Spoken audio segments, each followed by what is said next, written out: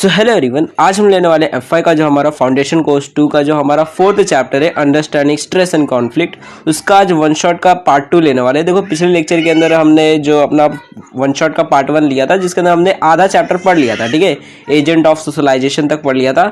आज बचे हुए जो टॉपिक्स है उनको कंप्लीट करेंगे एंड अपना 4th चैप्टर जो रहेगा वो कंप्लीट आज कर देंगे, ठीक है। तो आज के लेक्चर के अंदर अपना पूरा 4th चैप्टर हम लोग फिनिश करेंगे। तो हम लोग फाउंडेशन कोर्स का सेमेस्टर 2 पढ़ रहे हैं, ठीक है, 4th चैप्टर। तो देखो बेसिकली हमने पिछले लेक्चर के अंदर हमने कहाँ पे एंड किया था, पहले वो आपको बता देता हूँ। देखो तो देखो हमने पिछले लेक्चर के अंदर हम यहाँ तक पहुँचे थे, मतलब ये एजेंट ऑफ सोशलाइजेशन तक पहुँचे थे हम लोग। इतने 3 टॉपिक्स हमने कवर कर लिए थे एंड आज हम बाकी के ये सारे जो टॉपिक्स हैं उनको आज लेंगे, सब कुछ समझने वाले क्या क्या चीज़ें हैं एंड ज़्यादा डीप में नहीं जाएंगे, थोड़ा नॉर्मली सारी चीज़ों को समझेंगे, ठीक है। कुछ चीज़ें रहेंगी जो ज़्यादा अच्छे से समझाऊंगा, बट जो रहेगी मतलब चीज़ें जो थोड़ा बहुत ऊपर ऊपर से बताई जा सकती है उनको अच्छे से समझाएंगे, ठीक है, सारी चीज़ें समझेंगे। तो देखो स्टार्टिंग करते हैं देन अपना नेक्स्ट जो टॉपिक है अब। तो नेक्स्ट जो हमारा टॉपिक है वो है significance of values in individual development, ठीक है। अब क्या है, तो अब देखो पिछले लेक्चर के अंदर हमने ये देखा था एजेंट ऑफ सोशलाइजेशन, ठीक है। देखो एजेंट ऑफ सोशलाइजेशन के अंदर मेनली हमने ये समझा था कि देखो एक आदमी को सोशलाइज होने के लिए, यानी समाज में रहने के लिए जो भी बिहेवियर्स चाहिए रहते हैं, जो भी चीज़ें चाहिए रहती है, मतलब पर्सनैलिटी, वो डेवलप करने के लिए, वो पर्सनैलिटी बनने के लिए काफ़ी सारे फैक्टर्स होते हैं, ठीक है। आपकी फैमिली होती है, आपके फ्रेंड्स होते हैं, आपके टीचर्स होती है, नाइबरहुड्स होते हैं, वर्क प्लेस होता है, सोशल ग्रुप्स होते हैं, ऐसे अलग अलग चीज़ें होती है जो मिलकर आपका जो पर्सनैलिटी है वो डेवलप करती है, ठीक है। तो ऐसे अलग अलग एजेंट्स होते हैं।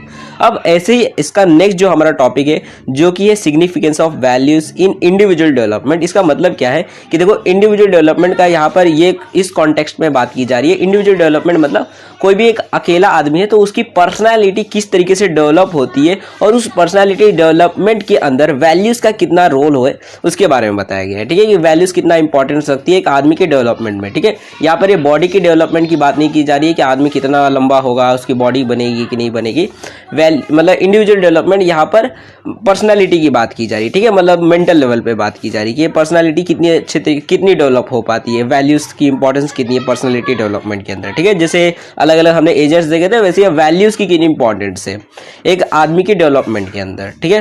तो वही यहाँ पर इस टॉपिक के अंदर है। वैसे ही आगे हम एथिक्स के बारे में भी समझेंगे कि एथिक्स की कितनी इंपॉर्टेंस होती है, उसके बाद हम प्रेजुडाइज के बारे में समझेंगे, से अलग अलग टॉपिक्स है वो सब समझेंगे, ठीक है।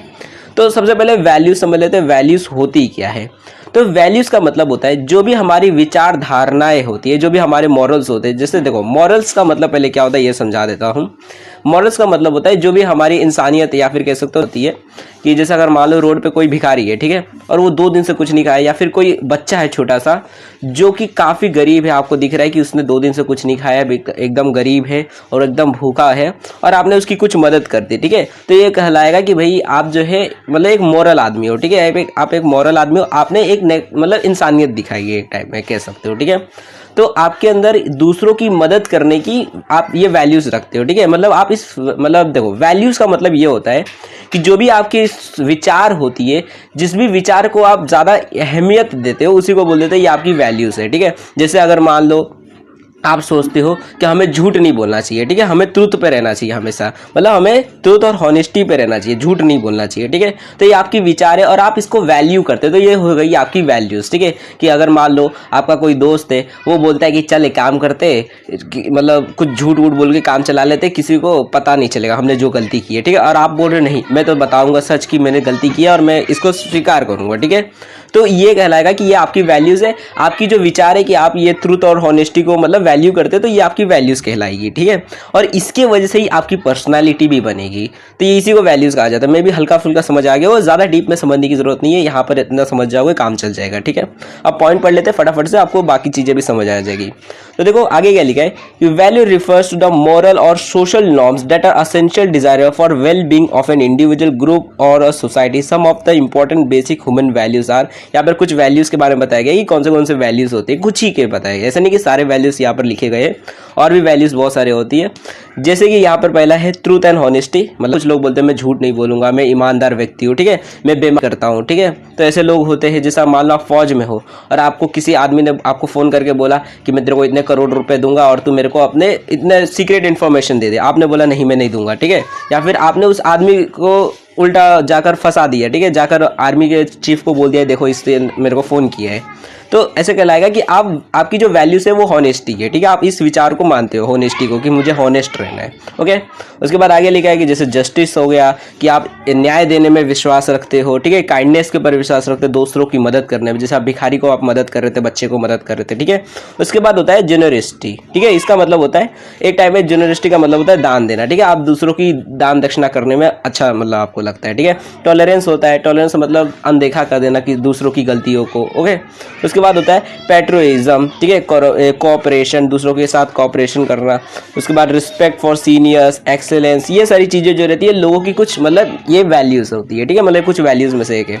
तो आपकी कौन सी वैल्यूज़ है आपको इसमें से देखना है, ठीक है। हो सकता है कुछ लोगों के पास इसमें से एक कोई वैल्यू हो, ठीक है, मतलब उनकी विचार होती है जिसको आप जितना ज़्यादा अहमियत देते हो तो वही आपकी वैल्यू कहलाती है कि आप इस विचार को वैल्यू देते हो, ठीक है।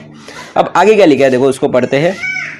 नेक्स्ट लिखा है देखो यहाँ पर कि इंपॉर्टेंस ऑफ वैल्यूज यहाँ पर बताई गई है कि क्या इंपॉर्टेंस होती है वैल्यूज की, ठीक है। तो देखो लिखा गया है कि the value play an important role in the individual group और social development. The value influence the character and personality of the individual which in turn can affect the group personality which in turn can influence intergroup and society as a whole. In the other word, the value system can have a cumulative effect on the society. The role of values is briefly explained as follow, ठीक है, आगे बताया गया। तो देखो यहाँ पर लिखा बस इतना सा है कि देखो वैल्यू जो होते हैं काफ़ी ज़्यादा इंपॉर्टेंट होते हैं हर एक इंसान की ज़िंदगी में भी, साथ ही हर एक कोई भी ग्रुप होता है, कोई भी सोशल मतलब कोई भी ग्रुप होता है किसी भी कोई भी ऑर्गेनाइजेशन का, तो हर जगह वैल्यूज़ होती है। जैसे कंपनी है मान लो आपकी, ठीक है, आपकी कंपनी है और जैसे आपने पेप्सी का नाम सुना होगा, ठीक है, पेप्सी, कोको कोला, ठीक है। तो एक बार क्या हुआ था कि कोई मतलब कोको कोला का कोई एम्प्लॉय था जिसने कोको कोला की जो सीक्रेट रेसिपी है कि मतलब किस तरीके से कोको कोला बनाते हैं, तो उसने जो था वो रेसिपी जाकर मतलब चुरा लिया धीरे से, और वो जो है रेसिपी वो पेप्सी के पास लेके चले गए थे। एक काम करो आप, ये पेप्सी वाले जो हो ये कोको कोला का मतलब खरीद लो मतलब रेसिपी और मेरे को पैसे दे दो, ठीक है। तो ऐसे टाइम पर हुआ क्या कि वो जो पेप्सी कंपनी थी उन्होंने बोला कि उल्टा उसी आदमी को फंसा दिया और कोको कोला वालों को बोल दिया कि देखो तुम्हारा ये जो एम्प्लॉय है हमारे पास तुम्हारा रेसिपी लेके आया है, ठीक है। तो ऐसे टाइम पर देखोगे तो जो पेप्सी वाले थे उन्होंने एक टाइप से कह सकते हो जस्टिस के ऊपर रखा कि नहीं मुझे न्याय करना है, मेरे को गलत काम नहीं करना है, ठीक है, मेरे को ट्रूथ पे और हॉनेस्टी पे ईमानदारी से काम करना है। ओके, कंपटीशन करना है मेरे को, ये इस तरह गलत तरीके से काम नहीं करना है। तो ऐसे ग्रुप्स होते हैं उनकी भी कुछ वैल्यूज होती है, ऑर्गेनाइजेशंस की कुछ वैल्यू, जैसे पेप्सी मतलब उनकी वैल्यूज है ना, एक टाइप से देखोगे कि हम गलत काम करके आगे नहीं बढ़ेंगे, हम लोग ईमानदारी से हॉनेस्ट तरीके से पेप्सी से कंपटीशन करेंगे और उनसे ज़्यादा अपने कोक्स मतलब कोक्स नहीं, बेसिकली उन लोग तो पेप्सी बेचते हैं तो अपना पेप्सी बेचेंगे, ठीक है, उनसे ज़्यादा बेचेंगे। तो इसी को वैल्यूज़ बोला जाता है। जैसे ऑर्गेनाइजेशंस होते हैं तो उस ऑर्गेनाइजेशन के वैल्यूज़ की वजह से उनकी एम्प्लॉयज़ की वैल्यूज़ भी बदल जाएगी, उनकी पर्सनालिटी भी बदल जाएगी, वो भी फिर उसी पर्सनालिटी उन्हीं वैल्यूज़ के हिसाब से काम करेंगे, वो भी फिर ईमानदारी से ही काम करेंगे कि भैया हमारी कंपनी की ये मतलब नियम है कि भाई हम बेईमानी करके काम नहीं करेंगे, नहीं तो कंपनी से निकाल दिया जाएगा, ठीक है। तो किसी भी ग्रुप की अगर वैल्यूज़ अगर कोई चीज़ रहती है, कोई भी एक वैल्यूज़ रहती है, तो उसके अंदर जो मेंबर्स होते हैं वो भी उसी वैल्यूज़ के हिसाब से उनकी भी पर्सनालिटी काफ़ी हद तक मतलब डेवलप हो जाती है, और जिसके वजह से वहाँ की सोसाइटी का भी वैल्यूज़ डेवलप हो जाती है, ठीक है।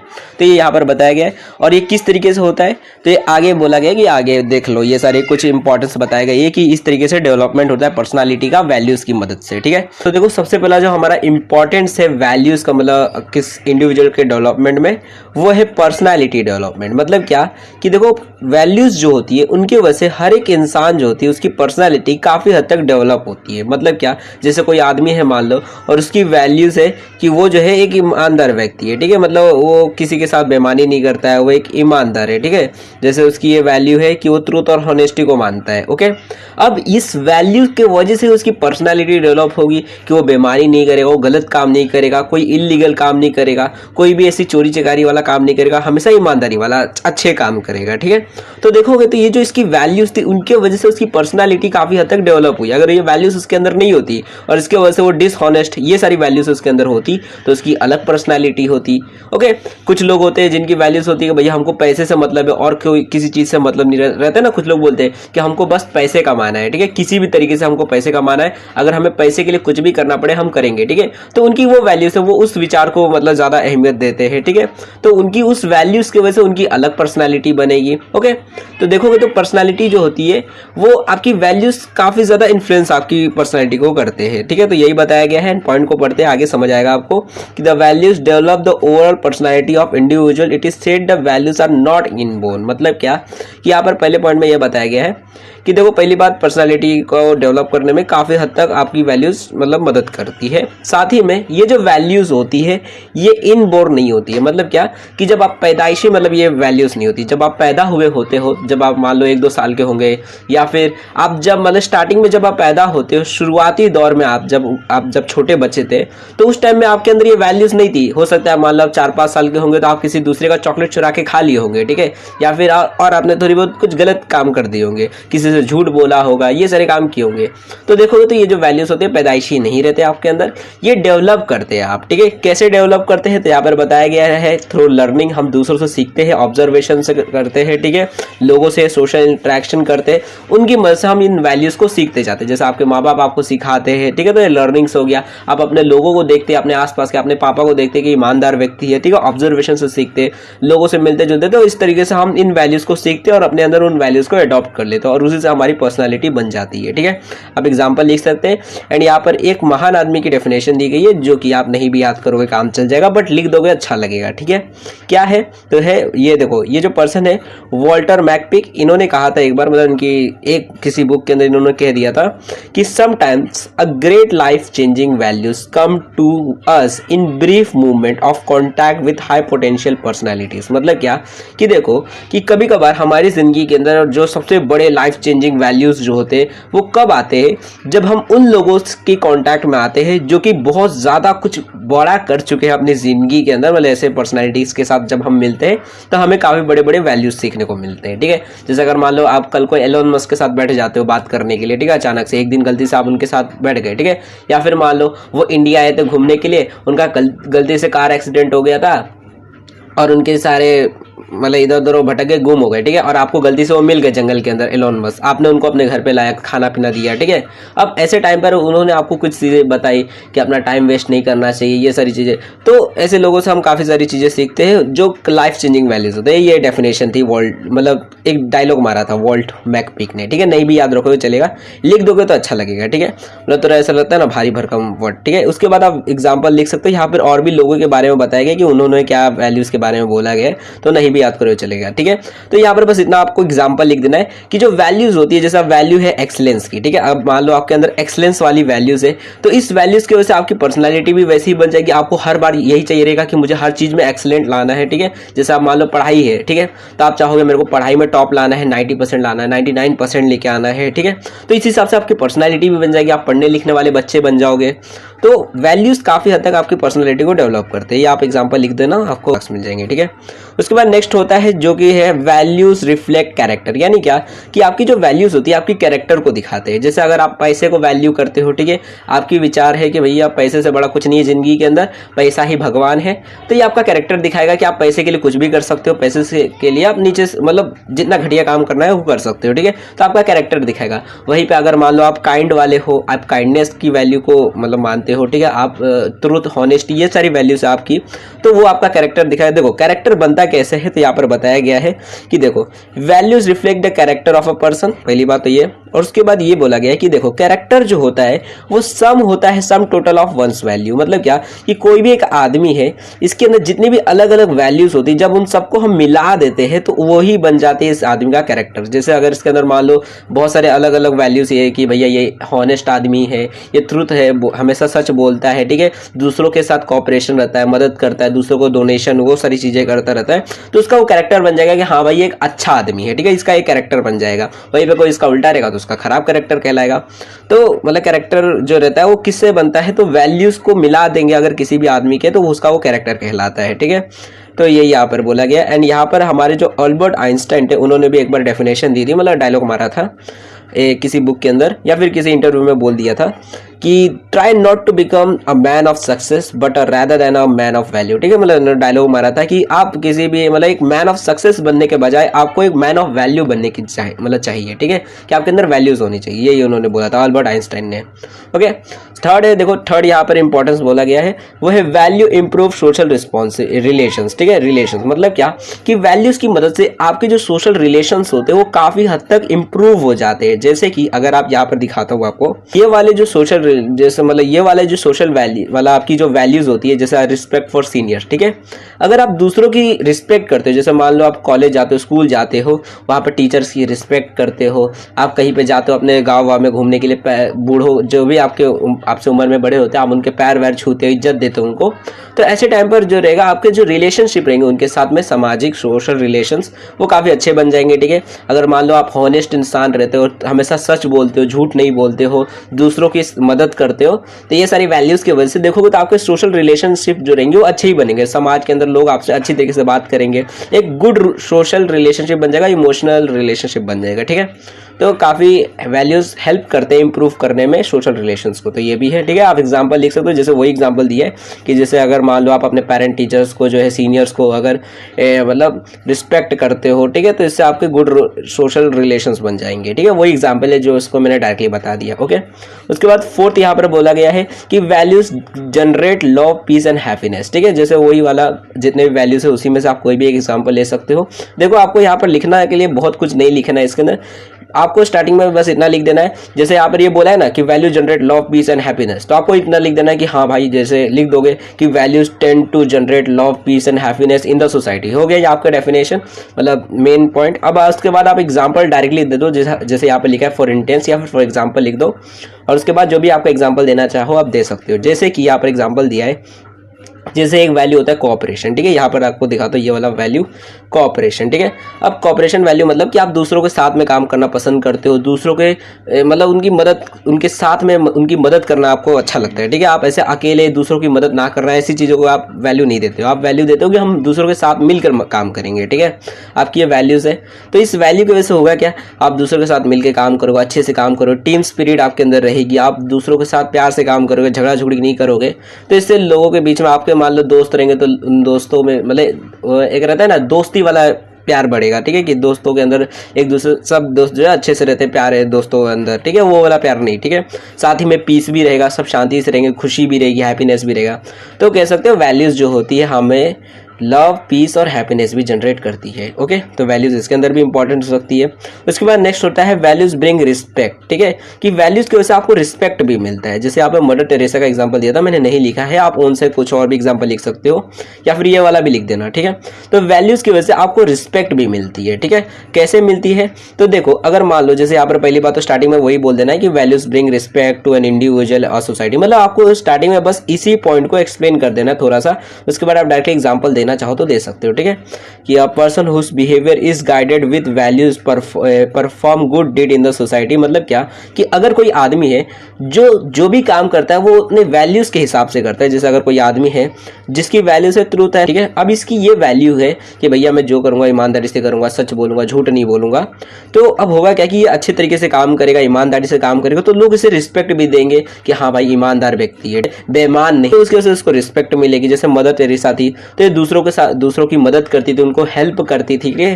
तो इनके अंदर ये वाली मतलब कैरेक्टरिस्टिक थी, मतलब कैरेक्टरिस्टिक नहीं सॉरी, ये वाली वैल्यू थी कि दूसरों की हेल्प करती थी, दूसरों की मदद करती थी, ठीक है, काइंडनेस थी इनके अंदर, मदर टेरेसा के अंदर। तो इन वैल्यूज की वजह से ही ना लोग उनको रिस्पेक्ट देते हैं, भैया मदर टेरेसा ने लोगों को मदद की, इतनी सारी लोगों की मतलब मदद की है, ठीक है। तो यही बेसिकली कि मतलब वैल्यूज की वजह से आपको रिस्पेक्ट भी मिलता है, ओके। उसके बाद नेक्स्ट होता है वैल्यूज फोस्टर इकोनॉमिक प्रोग्रेस, ठीक है। फोस्टर मतलब इकोनॉमिक प्रोग्रेस जो रहती है, मतलब इकोनॉमिक कंडीशन किसी भी देश की या फिर किसी भी इंसान की वो जल्दी होने लग जाती है, ठीक है। फोस्टर का मतलब होता है फास्ट हो जाना, ठीक है। तो वैल्यूज की वजह से आपकी इकोनॉमिक प्रोग्रेस भी फास्ट हो सकती है, ठीक है। मतलब कैसे, जैसे कि आपको एग्जांपल देता हूँ, मान लो आपके अंदर अगर ट्रूथ और हॉनेस्टी ये अगर वैल्यू रहती है तो आपकी इकोनॉमिक कंडीशन बहुत अच्छी हो जाएगी, ठीक है। आप बोलोगे कैसे, मेरे पापा जो है वो तो ईमानदारी, इतना ज़्यादा ईमानदारी करते हैं, इसी की वजह से तो हम लोग गरीब है, और तुम बोलते हो कैसे इसके वजह से लोग अमीर बन रहे हैं, इकोनॉमिक ग्रोथ हो रही है। तो सपोज करो कोई देश है, मान लो जैसे यहाँ पर बोला ही गया है, देखो एग्जाम्पल इसी का दिया गया है कि कोई देश है मान लो, जो कि उस देश के अंदर ज़्यादातर जो लोग हैं, जैसे अगर आप जापान को देखोगे तो वहाँ पर जो है करप्शन बहुत कम है, वहाँ पर डिसऑनेस्ट मतलब उतना ज़्यादा करप्शन नहीं है, ठीक है। करप्शन नहीं है इसका मतलब क्या, वहाँ पर हॉनेस्टी ज़्यादा है, ईमानदारी ज़्यादा है, लोग उतना ज़्यादा घूसखोरी वो सब काम नहीं करते, गलत काम नहीं करते, जिसके वजह से वहाँ की इकोनॉमिक ग्रोथ अच्छी हो रही है, ठीक है। इंडिया को देख लो, इंडिया के अंदर बहुत ज़्यादा करप्शन है। पाकिस्तान को देख लो, वहाँ पर बहुत ज़्यादा करप्शन है, वहाँ पर बहुत ज़्यादा डिसऑनेस्टी है, ईमानदारी तो है ही नहीं, बेईमानी बहुत ज़्यादा है, साथ ही में ट्रुथ भी उतना नहीं उन लोग फॉलो करते, जिसकी वजह से उनकी इकोनॉमिक ग्रोथ उतनी अच्छी नहीं है। हमारी भी थोड़ी बहुत खराब ही चल रही है इकोनॉमिक ग्रोथ, उतने भी मतलब धीरे धीरे तो आप ठीक ही ठाक हो रहे हैं, 5th नंबर पे आ गए इकोनॉमिक में। तो देखोगे तो करप्शन होता है या फिर जो डिसऑनेस्टी होती है, उसकी वजह से हमारी इकोनॉमिक ग्रोथ धीरे धीरे होती है। अगर हम ईमानदार नहीं होते, बेईमान होता है कोई देश, ठीक है, वहीं पे अगर कोई देश है जहाँ पे करप्शन बहुत कम है तो उसकी इकोनॉमिक ग्रोथ जल्दी जल्दी होती है। अगर आपका देश के अंदर मान लो नेता सब ईमानदार है तो आपकी देश की ग्रोथ जल्दी जल्दी होती है, ठीक है। तो आप कह सकते हो कि वैल्यूज की वजह से आपकी इकोनॉमिक प्रोग्रेस भी फास्टर हो जाती है, फास्ट हो जाती है, ठीक है। आप एग्जाम्पल ये वाला लिख सकते हो, देश वाला, ओके। उसके बाद नेक्स्ट होता है हमारा कि वैल्यू फोस्टर सोशल डेवलपमेंट। मतलब क्या कि सामाजिक डेवलपमेंट में भी काफ़ी ज़्यादा मतलब उसके अंदर भी उसको भी फास्ट करने में वैल्यूज़ काफ़ी हेल्प करते हैं। कैसे? देखो, जैसे कि अगर मान लो कोई इंसान है जिसकी वैल्यूज़ है ये वाली, ठीक है, जिसकी वैल्यूज़ है ये वाली जेनरसिटी वाली, ठीक है, कि मतलब दूसरों की मदद करना, दान दक्षिणा देना, दूसरों की मतलब डोनेशन करना, स्कूल कॉलेजेस खोलना, नहीं रहता लोग मदद करते, अनाथ आश्रम खोल देते हैं, ठीक है। तो ये सारी चीज़ें करेंगे अगर हम लोग, तो इससे होगा क्या, समाज के अंदर डेवलपमेंट होगा। अगर मान लो कोई आदमी है जो कि सोशल डेवलपमेंट करता है, यानी क्या कि मान लो एजुकेशन के मामले में या फिर हेल्थ, कोई भी मान लो एक सरकारी हॉस्पिटल खोल देता है, ठीक है, जहाँ पर मुफ्त में इलाज होगा, तो उसके वजह से होगा क्या, वहाँ के लोग अब इलाज करवा पाएंगे, वहाँ के लोग अच्छे से जी पाएंगे, ठीक है। तो देखोगे तो सोशल डेवलपमेंट होगा। एजुकेशन, अगर मान लो कोई स्कूल खोल देता है फ्री वाला, वहाँ पर मतलब फ्री में एजुकेशन मिलेगी, या फिर चाहे गर्ल्स एजुकेशन के लिए वहाँ पर फ्री एजुकेशन देने के लिए वहाँ पर स्कूल खोला जा रहा है, तो इसकी वजह से होगा क्या, वहाँ पे बच्चे लोग जो रहेंगे या फिर जो भी बच्चे रहेंगे वो वहाँ पर फ्री में पढ़ पाएंगे और वहाँ पे समाज का डेवलपमेंट होगा, ठीक है। तो सोशल डेवलपमेंट को भी फास्ट करने में वैल्यूज काफ़ी इंपॉर्टेंट रहते हैं, क्योंकि जिसके अंदर वैल्यूज रहेंगी वो लोगों की भी भला करने की सोचेगा कि भैया हमको लोगों की भला करना चाहिए, जिसकी वजह से समाज का डेवलपमेंट होगा, ठीक है। तो सोशल डेवलपमेंट को भी फास्ट करने में काफ़ी हेल्प करते हैं। जैसे यहाँ पर एग्जाम्पल दिया है, word setting up schools, colleges, cultural organisation, health centre, ऐसा है। तो जिसकी वजह से होगा क्या कि सोशल डेवलपमेंट होगा सोसाइटी के अंदर, ठीक है। उसके बाद नेक्स्ट होता है वैल्यू फैसिलिटेट रीजनल कोऑपरेशन। मतलब क्या कि देखो, अगर हमारे अंदर वैल्यूज होंगी तो हमारे जो रीजनल कॉन्फ्लिक्ट्स होते हैं, जैसे अब इंडिया पाकिस्तान में देखोगे तो कश्मीर से रिलेटेड, मतलब जगह, कोई भी रीजन है, कोई भी प्रॉपर्टी है, कोई भी जगह है, उससे रिलेटेड हमारे बीच में कॉन्फ्लिक्ट है, ठीक है। बट अगर हमारे अंदर वैल्यूज होती है, जैसे अगर देखोगे कि अगर आप इंडिया और नेपाल को देखो तो हमारे बीच में उतने ज़्यादा कॉन्फ्लिक्ट नहीं है, हम आराम से शांति से दोनों रहते हैं, ठीक है। क्योंकि दोनों, आप देखो इंडिया के अंदर वैल्यूज है कि भैया हमको सबके साथ प्यार से रहना है, सबके साथ शांति से रहना है, कोऑपरेशन के साथ रहना है, ठीक है। हम तुम्हारी मदद करेंगे, तुम हमारी मदद करना है, ठीक है। नेपाल भी देखोगे तो उतना सारा झगड़ा जोड़ी करना वाला नहीं रहता, संत वाले देश है, तो वहाँ पर भी ठीक ठाक रहता है। बट पाकिस्तान रहता है तो वो थोड़ा झगड़ा जोड़ी करने लग जाता है, ठीक है। तो वैल्यूज देखोगे तो अगर आपके अंदर वैल्यूज है कि भैया मेरे को कोऑपरेशन रखना, मतलब ये वाली वैल्यूज यहाँ पर देखो है ना, ये वाली कोऑपरेशन वाली, कि आप दूसरों के साथ मिलजुल के काम करना चाहते हो, अच्छे तरीके से शांति से रहना चाहते हो, तो अगर आपके अंदर ये वैल्यूज रहती है, वो भी दोनों पार्टीज के अंदर, तब वहां पर रीजनल कोऑपरेशन रहेगा। यानी क्या कि वहां पर रीजन में अंदर कोई भी कॉन्फ्लिक्ट नहीं होगा, कोई भी चीज नहीं होगी, कोई गलती भी होती है तो वहां पर टॉलरेंस कर दिया जाएगा, मतलब अनदेखा कर दिया जाएगा कि छोड़ो, जाने दो, गलती हो गई तो छोड़ो उसको। तो ऐसे ह्यूमन वैल्यूज अगर होती है कोऑपरेशन वाली, तो इसकी वजह से क्या होगा कि रीजनल कोऑपरेशन भी होगा, दो जगह अलग अलग जो जगह होंगी वहां पर आराम से लोग रह पाएंगे, ठीक है। और ये जरूरी नहीं कि देश के लेवल पे भी हो, ये रीजनल कोऑपरेशन जो है ये स्टेट के बीच में भी हो सकता है, नेशंस के भी बीच में हो सकता है, ठीक है। कि मान लो दो अलग अलग स्टेट है, महाराष्ट्र हो गया, गुजरात हो गया, ऐसे अलग अलग स्टेट्स है, और उनके बीच में कोई भी रीजनल कॉन्फ्लिक्ट है, तो अगर वो दोनों में कोऑपरेशन रहता है, दोनों एक दूसरे की बातों को सुनते हैं ढंग से बैठ कर आराम से, तो कोऑपरेशन रहेगा, रीजनल कोई भी कॉन्फ्लिक्ट नहीं होगा, ठीक है। तो इसको भी फैसिलिटेट करने में, मतलब आराम से रहने में वैल्यूज मदद करता है रीजनल कोऑपरेशन को, ओके। तो इसके अंदर भी वैल्यूज काफ़ी इंपॉर्टेंस रखता है, ठीक है। उसके बाद वैल्यूज जो होते हैं वो इंप्रूव स्टैंडर्ड ऑफ लिविंग में भी हेल्प करता है, ठीक है। स्टैंडर्ड ऑफ लिविंग मतलब क्या, जीने का जो तरीका होता है उसको इंप्रूव करने में मदद करता है, कि आपकी जिंदगी और आसान हो जाती है, ठीक है। जैसे कि यहाँ पर बताया गया, देखो लिखा है कि basic human values help to improve standard of living of the society. जैसे एग्जांपल दिया है कि देखो, जैसे एक हमारी वैल्यू होती है एक्सेलेंस, ठीक है, कि अगर आपके अंदर ये वैल्यू है कि भैया मेरे को एक्सेलेंस चाहिए, ठीक है, किसी भी काम का, अब आप मान लो डॉक्टर हो, आपको एक्सेलेंस चाहिए, या फिर आप साइंटिस्ट हो, मान लो आपको एक्सेलेंस चाहिए कि मैं सबसे बड़ा साइंटिस्ट बनूंगा, सबसे बड़ी बड़ी इन्वेंशंस करूंगा, या फिर आपकी कोई कंपनी है मान लो जो कोई भी प्रोडक्ट बनाती है, आप सबसे बेस्ट प्रोडक्ट बनाऊंगा, ठीक है। आप एक्सेलेंस चाहते हो, आप नए नए प्रोडक्ट बनाओगे, नए नए इनोवेशंस करोगे, नए नए प्रोसेस लाओगे, जिसकी वजह से होगा क्या कि नए नए इनोवेशंस की वजह से लोगों की लाइफ और बेटर होती जाएगी, लोगों को नए नए वेराइटीज के प्रोडक्ट्स मिलेंगे, नई नई अच्छी क्वालिटी के प्रोडक्ट्स मिलेंगे, नए नए इन्वेंशंस होंगे, जिसकी वजह से लोगों की जिंदगी जो है और ज्यादा आसान हो जाएगी। और आसान होने का मतलब यही हो जाएगा कि स्टैंडर्ड ऑफ लिविंग जो रहेगा, यानी लोगों का जीने का जो तरीका होगा वो और आसान हो जाएगा, अच्छा हो जाएगा, ठीक है। तो कह सकते हो ये जो वैल्यूज है जैसे एक्सीलेंस, इसकी वजह से होता है क्या कि लोगों के स्टैंडर्ड ऑफ लिविंग जो है वो भी काफ़ी हद तक इंप्रूव हो जाता है। ओके, एंड लास्ट होता है बेसिकली, जो लास्ट है वो है 10th जो वैल्यू है वो डेवलप करता है पॉजिटिव एटीट्यूड। मतलब क्या कि वैल्यूज की वजह से आपके अंदर एक पॉजिटिव एटीट्यूड भी आ जाता है। ठीक है, मतलब क्या, जैसे कि यहाँ पर लिखा है कि values develop positive attitude toward life, work and society. ठीक है, मतलब कि वैल्यूज की वजह से आप लाइफ, वर्क, कोई भी काम करते हो या फिर सोसाइटी की तरफ आपका एक पॉजिटिव एटीट्यूड रहता है अगर आपके अंदर वैल्यूज होती है। ठीक है, कैसे, जैसे कि अगर एक्सलेंस की बात कर लेते, आप मान लो आप हो स्टूडेंट, ठीक है, वैसे तो हो ही स्टूडेंट, मानना है कि है इसके अंदर, तो आप हो स्टूडेंट। ठीक है, अब आपके अंदर मान लो ये वैल्यू है कि भाई मेरे को तो एक्सीलेंस चाहिए, मेरे को पढ़ाई के अंदर टॉप मारना है। ठीक है, मेरे को सबसे ज़्यादा पढ़ना है, मतलब सबसे ज़्यादा पढ़ना नहीं है, सबसे ज़्यादा मार्क्स लेके आना है। ठीक है, तो आपको एक्सीलेंस चाहिए इसके अंदर, ये स्टडी के अंदर। अब क्योंकि आपको एक्सीलेंस चाहिए, आपको 9% चाहिए, तो आप पढ़ाई को जो है वो एज अ बर्डन नहीं देखोगे, भैया मेरे को पढ़ना पड़ रहा है, मेरे को कितना दिमाग खराब हो रहा है, मेरे को क्यों पढ़ाया जा रहा है। ठीक है, आपको ऐसा नहीं लगेगा, आपको लगेगा मैं जितना पढ़ सकूँ पढ़ लूँ फटाफट से, ताकि मेरे को सबसे ज़्यादा मार्क्स मिले। ठीक है, वहीं पे एक दूसरा बच्चा है, मतलब एक दूसरा स्टूडेंट है मान लो, जो कि ये सोचता है, मतलब जिसके अंदर ये वैल्यू नहीं है एक्सीलेंस का, मतलब ये वाली वैल्यूज नहीं है एक्सीलेंस की, तो वो सोचेगा यार भाई मेरे को क्यों पढ़ाया जा रहा है। जैसे आपके काफ़ी दोस्त होंगे जो बोलते होंगे अरे मेरे को तो पेपर, बस ये कैसे भी मैं ग्रेजुएशन कर लूँ उसके बाद तो काम करने निकल जाऊँगा, पढ़ाई वढ़ाई मेरे से मास्टर तो भूल जाओ, मैं करूँगा ही नहीं वो। ठीक है, यहाँ तक तो कैसे भी घींच घाच के पढ़ लिए, पता नहीं इसी में पास होंगे कि नहीं होंगे।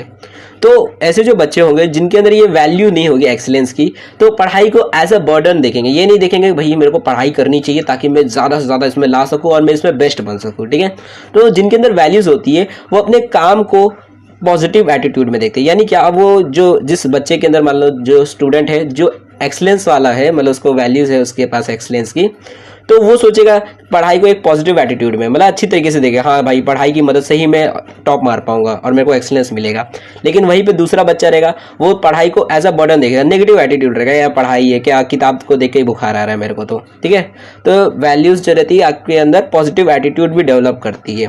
तो ये वाला एग्जाम्पल लिख दो, पढ़ाई वाला तो हो जाएगा। यही वाला एग्जाम्पल यहाँ पर लिखा है, मैंने डायरेक्टली एक्सप्लेन किया कि एक स्टूडेंट है मान लो जिसके अंदर एक्सेल करने का है स्टडी के अंदर, तो वो जो रहेगा वो पॉसिबल एफर्ट करेगा ताकि वो ज़्यादा से ज़्यादा सब्जेक्ट के बारे में पढ़ सके फुलेस्ट। ठीक है, तो वहीं पे दूसरा स्टूडेंट है मान लो जो कि स्टडी के अंदर उतना ज़्यादा नहीं है, तो अपने आप को मतलब उतना ज़्यादा नहीं कर पाएगा और एज अ पनिशमेंट, मतलब कह सकते हो मीनिंगलेस, उसको लगेगा कि भाई ये जो स्टडी है, पढ़ाई लिखाई है, वो पनिशमेंट है उसके लिए और एक मीनिंगलेस एक्टिविटी है, किसी भी काम की नहीं है, जिनके अंदर कोई काम आने वाला नहीं है, ये सारी चीज़ें, ये पढ़ के भी कोई फायदा नहीं है। ठीक है, लास्ट में तो जाना है हमारी करने ही, तो क्या फ़ायदा ये सब पढ़ के। ठीक है, तो उसको नेगेटिव वे में देखेगा। ओके, ये एग्जांपल लिखा है। तो वैल्यूज आपके अंदर पॉजिटिव एटीट्यूड भी डेवलप करने में मदद करती है। तो यहाँ पर आपको ये समझ आ गया होगा कि वैल्यूज जो रहती है वो काफ़ी सारी चीज़ों में, मतलब काफ़ी सारी चीज़ों को डेवलप करने में मदद करती है, चाहे वो इकोनॉमिक प्रोग्रेस हो, चाहे वो रीजनल कोऑपरेशन को डेवलप करने में हो, चाहे सोशल डेवलपमेंट हो, चाहे आपकी पर्सनैलिटी डेवलपमेंट हो, काफ़ी सारी चीज़ों को डेवलप करने में इंपॉर्टेंस रखती है वैल्यूज। ठीक है, अब वैल्यूज समझ आपको आ गई होगी। अब देखो नेक्स्ट होता है हमारा एथिक्स। ठीक है, अब एथिक्स की क्या इंपॉर्टेंस है एक इंडिविजुअल की डेवलपमेंट के अंदर। ठीक है, तो अब एथिक्स की क्या डेवलपमेंट है, तो सबसे पहले एथिक्स समझ लेते हैं, एथिक्स होता क्या है। ठीक है, तो एथिक्स एक टाइप में आप कह सकते हो, जैसे मैं आपको एग्जांपल देकर समझाता हूँ, आप डायरेक्टली नहीं समझ पाओगे, थोड़ा सा मतलब काफ़ी फिलोसॉफी में जाना पड़ेगा, तो डायरेक्टली समझते हैं एथिक्स क्या होता है। ठीक है, तो देखो मान लो आप हो एक इंडियन आर्मी, ठीक है, मतलब या फिर आपको फिल्म का एग्जांपल देता हूं, आपने देखा होगा बजरंगी भाईजान फिल्म, ठीक है, नहीं था सलमान खान जिसके अंदर। ठीक है, तो सलमान खान जा रहे थे जब पाकिस्तान बच्ची को लेकर, ठीक है, मतलब उसके माँ बाप को ढूंढने के लिए पाकिस्तान जा रहे थे, तो उस टाइम पर देखोगे तो जब मतलब जो सलमान खान थे जब बॉर्डर पार करके जा रहे थे पाकिस्तान वाले साइड में, तो उस टाइम पे पाकिस्तान के साइड में जो ऑफिसर था, आर्मी ऑफिसर था जो उस पाकिस्तान के साइड में, तो उसने मतलब सलमान खान को जाने दिया। ठीक है, कि चलो जाने दो, मैं तुम्हें जाने दे रहा हूँ, मैं तुमको चांस दे रहा होगा, चले जाओगे तो मैं छोड़ दूंगा तुमको, जाने दूंगा। ठीक है, तो ऐसे टाइम पर देखोगे तो अगर आप मान लो ये है वो ऑफिसर, ठीक है, आर्मी ऑफिसर, इस आर्मी ऑफिसर की जिम्मेदारी क्या है, ठीक है, इसका काम क्या है कि ये है हमारा बॉर्डर, मान लो ये बॉर्डर है, तो इस बॉर्डर के अंदर किसी को भी ना घुसने देना। ठीक है, कोई भी दूसरा बाहर का आदमी जो है इस बॉर्डर के अंदर ना घुसे, ये इसकी जिम्मेदारी है। ठीक है, ये इसकी जिम्मेदारी है, और अगर इस जिम्मेदारी को नहीं फॉलो करते हैं, मान लो मान लो आज यहाँ पर इंडियन आर्मी है, ठीक है, और वो किसी भी टेररिस्ट को अंदर घुसने देते हैं तो कहेंगे ना भैया ये जो आदमी है, ये जो मतलब हमारा इंडियन आर्मी वाला है, ये अनएथिकल काम किया है, गलत काम किया है, ठीक है, इसने गलत काम किया है इस टेररिस्ट को अंदर आने देते हुए, ठीक है। तो वैसे ही अगर आप इसको भी देखोगे, ये जो आदमी है इसने भी तो गलत काम किया था, मतलब जो हमारे मतलब थे जो सलमान खान, उनको अंदर आने दिया, अंदर बॉर्डर के अंदर आने दिया, तो इसने भी गलत काम किया, ठीक है। तो एथिक्स का मतलब क्या होता है, ठीक है। देखो एथिक्स और मोरालिटी ये दो अलग अलग चीजें हैं, कई बार हम इसके अंदर कंफ्यूज हो जाते हैं। देखो मोरालिटी और एथिक्स में फर्क क्या है, मैं आपको पहली बात समझा देता हूं। देखो जब ये जो आदमी था, ये जो मतलब आर्मी ऑफिसर था, जब ये सलमान खान को अंदर आने दे रहा था, तो उस टाइम पर देखो उसके पास दो सिचुएशन थी, या तो सलमान खान को अंदर आने ना दे और अपने एथिक्स को फॉलो करे, यानी जो भी रूल्स है, जो भी इसकी रूल्स है कि भैया मेरी जिम्मेदारी है कि मैं किसी को भी अंदर ना आने दूं, अपने एथिक्स को फॉलो करूं और गलत काम ना करूं, ठीक है। तो ये एक काम है इसका, ठीक है। साथ ही में उसको ये भी दिख रहा है, इंसानियत भी दिख रही है कि ये जो आदमी है, ये जो है ये दूसरों की मदद करने के लिए मतलब उधर से आ रही है, एक टेररिस्ट नहीं है, मुझे इसे जाने देना चाहिए, ठीक है। तो ये मोरलिटी है, मतलब इंसानियत एक टाइप से कह सकते हो, इसकी मॉरल वैल्यूज है, ठीक है, कि मुझे लगता है इसे छोड़ देता हूँ, जाने दो, ये इतना अच्छा आदमी है, इसको छोड़ देते हैं, ठीक है। बट इसके एथिक्स कह रहे हैं कि नहीं, मुझे नहीं छोड़ना चाहिए, क्योंकि किसी को भी आने की परमिशन मुझे नहीं है कि मैं किसी को अंदर आने दूं। ओके, तो एथिक्स का मतलब एक टाइप से आप कह सकते हो प्रिंसिपल्स होते हैं, रूल्स होते हैं जो कि आप फॉलो करते हो, और अगर आप उन रूल्स को फॉलो नहीं करते हो तो आप कहलाओगे कि आप अनएथिकल हो, ठीक है। जैसे कि अगर मान लो आज आप किसी का मर्डर कर देते हो तो आप कहलाओगे कि आप अनएथिकल काम कर रहे हो, आपने किसी का मर्डर कर दिया, ठीक है। तो और वहीं पे अगर मान लो आप किसी की जान बचाते हो तो वो कहलाएगा कि एथिकल काम है, अच्छा काम कर रहे हो आप लोग, ठीक है। तो एथिक्स का मतलब आप इतना समझ लो, यहाँ पर थोड़ा बहुत कंफ्यूजन या फिर हो सकता है कुछ समझे ना समझे, वापस समझा देता हूँ। देखो एथिक्स का बस इतना मतलब समझ लो, एथिक्स का मतलब होता है कि क्या चीज गलत होती है, क्या चीज सही होती है, उसके बीच में जो डिफरेंस आप समझते हो, बस इतना समझ लो। देखो कि एथिक्स का मतलब होता है कि जो भी सही काम हम करते हैं उसी को एथिक्स बोलते हैं, ठीक है। जैसे कोई आदमी है, मान लो उसका एक्सीडेंट हो गया है और आप उस आदमी को बचाकर हॉस्पिटल लेके चले जाते हो, तो आप वो कहलाएगा आप अच्छा काम कर रहे हो, ठीक है। आप मान लो कहीं सी सरकारी कंपनी में काम करते हो और वहां पर आपको कोई मान लो घूस देने के लिए आया और आपने उसको घूस लेने से मना कर दिया, आपने बोला नहीं मैं ये काम नहीं करूंगा घूस लेकर, तो उसको कहलाया जाएगा आप एथिकल काम कर रहे हो। वहीं पे आप घूस लेकर गलत काम करते हो तो वो अनएथिकल काम कहलाएगा, ठीक है। तो इसी को एथिक्स कहते हैं। ओके, यहाँ पर देखो लिखा क्या है कि ethic is a branch of social science that deal with the moral principles and values. यानी क्या कि देखो एथिक्स एक टाइप में आप कह सकते हो ये वैल्यूज होती है, प्रिंसिपल्स होती है कि भैया मेरी ये एथिक्स है कि मैं एक काम नहीं करूंगा, कि मतलब मैं गलत काम नहीं करूंगा, ठीक है। ये भी एक टाइप से मॉरल प्रिंसिपल्स ही होते हैं, मतलब जैसे मॉरल वैल्यूज थे ना हमारे अभी कि जैसे काइंडनेस, वो शायद ट्रूथ और हॉनेस्टी, वैसे ही एथिक्स भी होते हैं। काफी ज्यादा आप वैल्यूज और एथिक्स में थोड़ा बहुत कंफ्यूज हो जाओगे, तो ये एक टाइप से आप कह सकते हो एथिक्स प्रिंसिपल्स होते हैं, नियम होते हैं जिनको हम फॉलो करते हैं, ठीक है। रूल्स होते हैं, सेट ऑफ रूल्स होते हैं। जैसे आप मान लो आर्मी ऑफिसर हो तो आपका जिम्मेदारी है, आपकी रूल्स है कि आप किसी को भी अंदर आने नहीं दोगे, तो वो आपका एथिक्स है, ठीक है, वो आपके एथिक्स है, उसी को एथिक्स बोला जाता है। ओके, तो एथिक्स जो है एक ब्रांच है सोशल साइंस का, आपको बस इतना याद रखना है, फिर द ब्लैंक्स में आ सकते हैं इसलिए, ठीक है। तो what is good should be the followed and what is bad should be avoided. तो एथिक्स में होता क्या है कि जो भी चीज सही होती है, ठीक है, एथिक्स के हिसाब से, रूल्स के हिसाब से, प्रिंसिपल्स के हिसाब से, मॉरल प्रिंसिपल्स, उन्हें हमें करना चाहिए, और जो चीजें गलत होती है उन्हें हमें नहीं करना चाहिए, जो अनएथिकल, अब जैसे चोरी शिकारी करना वो एथिक्स के खिलाफ है, ठीक है, वो गलत काम है, ठीक है, तो हमें नहीं करना है। और जो अच्छे काम है कि ईमानदारी से पैसे कमाने चाहिए, तो वो एथिकल काम है, ठीक है, तो वो हमें करना चाहिए, तो वो यही एथिक्स होता है, ठीक है। तो यहाँ पर बताया गया है, देखो आगे क्या लिखा है कि thus ethic provide moral principle and rules for good conduct of the good conduct to be followed by individual in the society. मतलब क्या कि एथिक हमें यह बताता है कि हमें कौन से काम करने चाहिए और कौन से काम नहीं करने चाहिए, ठीक है, कौन सी चीजें जो मतलब नैतिक चीजें है, कौन सी अनैतिक चीजें है, ठीक है, गलत चीजें है। ओके, तो ethic and truth are similar word काफी लगता है, ठीक है, थोड़ा बहुत इसके अंदर कंफ्यूजन काफी बार रहता है कि एथिक और ट्रूथ के अंदर, ठीक है।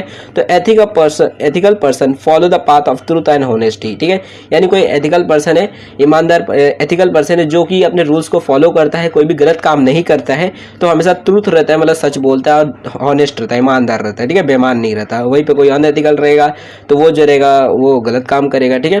तो यहाँ पर महात्मा गांधी जो थी उन्होंने एक बार कहा था कि मतलब उन्होंने अपने से ही कहा था कि जो गॉड है वही ट्रूथ एंड एंड ट्रूथ जो है वही गॉड है, ठीक है। ट्रूथ इज गॉड, मतलब God is truth and truth is God, ठीक है, वो उनकी डायलॉग थी, ठीक है। तो आप ये लिख देना साथ ही में, अच्छा लगेगा, ठीक है। एंड यहाँ पर एक और आदमी की भी डेफिनेशन है जो कि काफ़ी महान थे, अब्राहम लिंकन, ठीक है। इन्होंने भी मतलब कहा है ट्रुथ के मतलब एथिक्स के बारे में कि एथिक्स क्या होती है, ठीक है। तो इन्होंने कहा था you can fool all people for some times and people all the times, मतलब यहाँ पर देखो अच्छे से पढ़ते हैं, देखो क्या लिखा है कि you can fool all people for some times, some people all the time, but not all people all the time. मतलब क्या यहाँ पर ये कहा गया है कि देखो अगर आप गलत काम करते हो, देखो अनएथिकल काम करना चाहते हो, यानी दूसरों को झूठ बोलना चाहते हो, दूसरों को बेवकूफ़ बनाना चाहते हो, तो आप बेशक बना सकते हो। आप कुछ लोगों को या फिर मतलब सारे लोगों को काफ़ी कुछ समय तक के लिए बेवकूफ़ बना सकते हो, ठीक है। मतलब मान लो पूरी दुनिया को आपने कुछ समय के लिए बेवकूफ़ बना सकते हो, या फिर आप कुछ लोगों को काफ़ी समय तक के लिए भी बेवकूफ़ बना सकते हो, लेकिन आप एक साथ सारे लोगों को काफ़ी समय तक बेवकूफ़ नहीं बना सकते हो,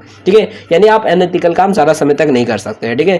तो अब्राहम लिंकन ने कहा था, मतलब ये सारे थोड़ा डीप में काफ़ी बड़े बड़े डेफिनेशन है, मतलब लाइन से, ओके। तो ये अब्राहम लिंकन ने कहा था, ओके। अब यहाँ पे इंपॉर्टेंस बताया एथिक्स का कि क्या क्या इंपॉर्टेंस होते हैं एथिक्स के। तो यहाँ पर पढ़ते हैं एथिक्स के क्या क्या इंपॉर्टेंस होते हैं। पहली बात तो ऊपर में वही सारी चीज़ें लिखी है कि ethics play an important role in the development of individuals, group and society, काफ़ी इंपॉर्टेंट होता है। High ethical standard are vital for a personality development of individual and also for well being of group and society. The importance of ethics is briefly explained as follow. मतलब क्या कि वही हमारा जो ethic है काफ़ी ज़्यादा इंपॉर्टेंट है पर्सनालिटी डेवलपमेंट के लिए भी एंड ग्रुप और सोसाइटी के लिए भी, ठीक है। तो वही पे यहाँ पर बताया गया कि क्या क्या इंपॉर्टेंस है एथिक्स का, ये सारी चीज़ें यहाँ पर बताई गई है, ठीक है। तो सबसे पहला है डिग्निफाइड लाइफ, ठीक है। मतलब क्या कि देखो एथिक्स जो होता है, अगर आप एथिक्स को फॉलो करते हो, यानी कि अपने नियमों के हिसाब से काम करते हो, गलत काम नहीं करते हो, जैसे मान लो आप एक ईमानदारी वाली ज़िंदगी जीते हो, अच्छे से काम करते हो, ट्रूथ एंड हॉनेस्टी को फॉलो करते हो, तो आप एक इज्जत वाली ज़िंदगी जियोगे, ठीक है। आपको ये कभी डर नहीं लगेगा कि मैं गलत काम कर रहा हूँ, ठीक है। गिल्ट फील नहीं होगा, हमेशा डिग्निफाइड, मतलब डिग्निटी मतलब होता है इज्जत वाला, ठीक है। आप एक इज्जत वाली जिंदगी जियोगे, ठीक है। तो वही वाला, मान लो आप एक आर्मी ऑफिसर हो और आपने जिंदगी में कोई गलत काम नहीं किया, ठीक है। मतलब गलत काम मतलब ऐसा नहीं कि आपने जिंदगी में कोई भी ऐसा गलती काम नहीं किया, बट कोई भी ऐसी बेईमानी नहीं किया आपने, ठीक है। मतलब हमेशा सच काम किया, हॉनेस्ट रहे, ठीक है। तो आप हमेशा एथिकल काम किए, एथिक्स को आपने फॉलो किया आपने, तो जिसके वजह से आप होगा क्या कि जब आप रिटायर हो जाओगे तो आप काफी ज्यादा इज्जत, मतलब अपने अंदर ही अपने आप को ही इज्जत दोगे, ठीक है। काफी ज्यादा डिग्निफाइड रहोगे। तो ये एक मतलब रहता है कि एथिक्स की वजह से आप एक डिग्निफाइड लाइफ जीते हो, यानी इज्जत वाली जिंदगी जीते हो, ओके। जैसे कि यहाँ पर वही एग्जांपल ही दिया है तो आप वही पढ़ सकते हो, ओके। नेक्स्ट होता है कि देखो पीस ऑफ माइंड मिलता है हमको एथिक्स की वजह से। क्या कि अगर हम अपने एथिक्स को फॉलो करते हैं, जैसे अगर मान लो कोई आर्मी ऑफिसर है और उसको अगर कोई मान लो टेररिस्ट ऑफर देता है कि भाई तेरे को इतना करोड़ रुपया दूंगा तो मेरे को अंदर आने का बस दे दे, ठीक है। तो ऐसे टाइम पर अगर वो आर्मी ऑफिसर आने देता है तो हमेशा उसका दिमाग चलते रहेगा मैंने गलत किया अपने देश के साथ में, ठीक है। हमेशा गिल्ट रहेगा दिमाग में, उल्टा सीधा चीजें चलती रहेगी, ठीक है। या फिर गिल्ट नहीं भी रहेगा तो अगली बार वो सारी चीजें करने की कोशिश करेगा और हमेशा ऐसी गलत काम करेगा, ठीक है। लेकिन अगर वहीं पे अगर मान लो उसी टाइम वो मना कर देता, उल्टा उसी को जाकर अपने चीफ को बोल देता है देखो सर ये आदमी मेरे को ऐसा बोल रहा था, और उसको पकड़ के लेके आया, उसको पीट दिया जाता है, तो ऐसे टाइम पर उसको शांति मिलेगी, हाँ मैंने अपने देश के साथ अच्छा काम किया है, ठीक है, मैंने अपने एथिक्स को फॉलो किया। तो इसकी वजह से उसको एक पीस ऑफ माइंड मिलेगा, शांति रहेगी दिमाग के अंदर, कोई भी उसको अंदर मतलब टेंशन नहीं रहेगा, ठीक है। तो ये कहा जाता है कि ट्रूथ मेक यू फ्री, ठीक है। मतलब जो सच होता है, अगर आप किसी को कुछ सच बोल देते हो तो आप थोड़ा अपने आप को फ्री फील करते हो। मान लो आप बहुत दिनों से एक कोई झूठ बोल रहे थे और फिर आप लास्ट में हार मान के अपने मान लो घर वालों को सच बता देते हो कि नहीं असली बात ये है, तो उसके बाद आप फ्री फील करते हो, चाहे मेरे को एक दो डंडा मार ही दे, उसके बाद आपको लगता है कि आप डरने की कोई जरूरत नहीं है, मैंने सच्चाई बता दी है, ठीक है। तो पीस जो रहता है वो मिलने के लिए आपको सच बोलना चाहिए, ठीक है। तो एथिक्स की वजह से आपको पीस ऑफ माइंड भी मिल जाता है। तो एग्जाम्पल लिख सकते हैं, आर्मी वाला लिखोगे तो चल जाएगा, ओके।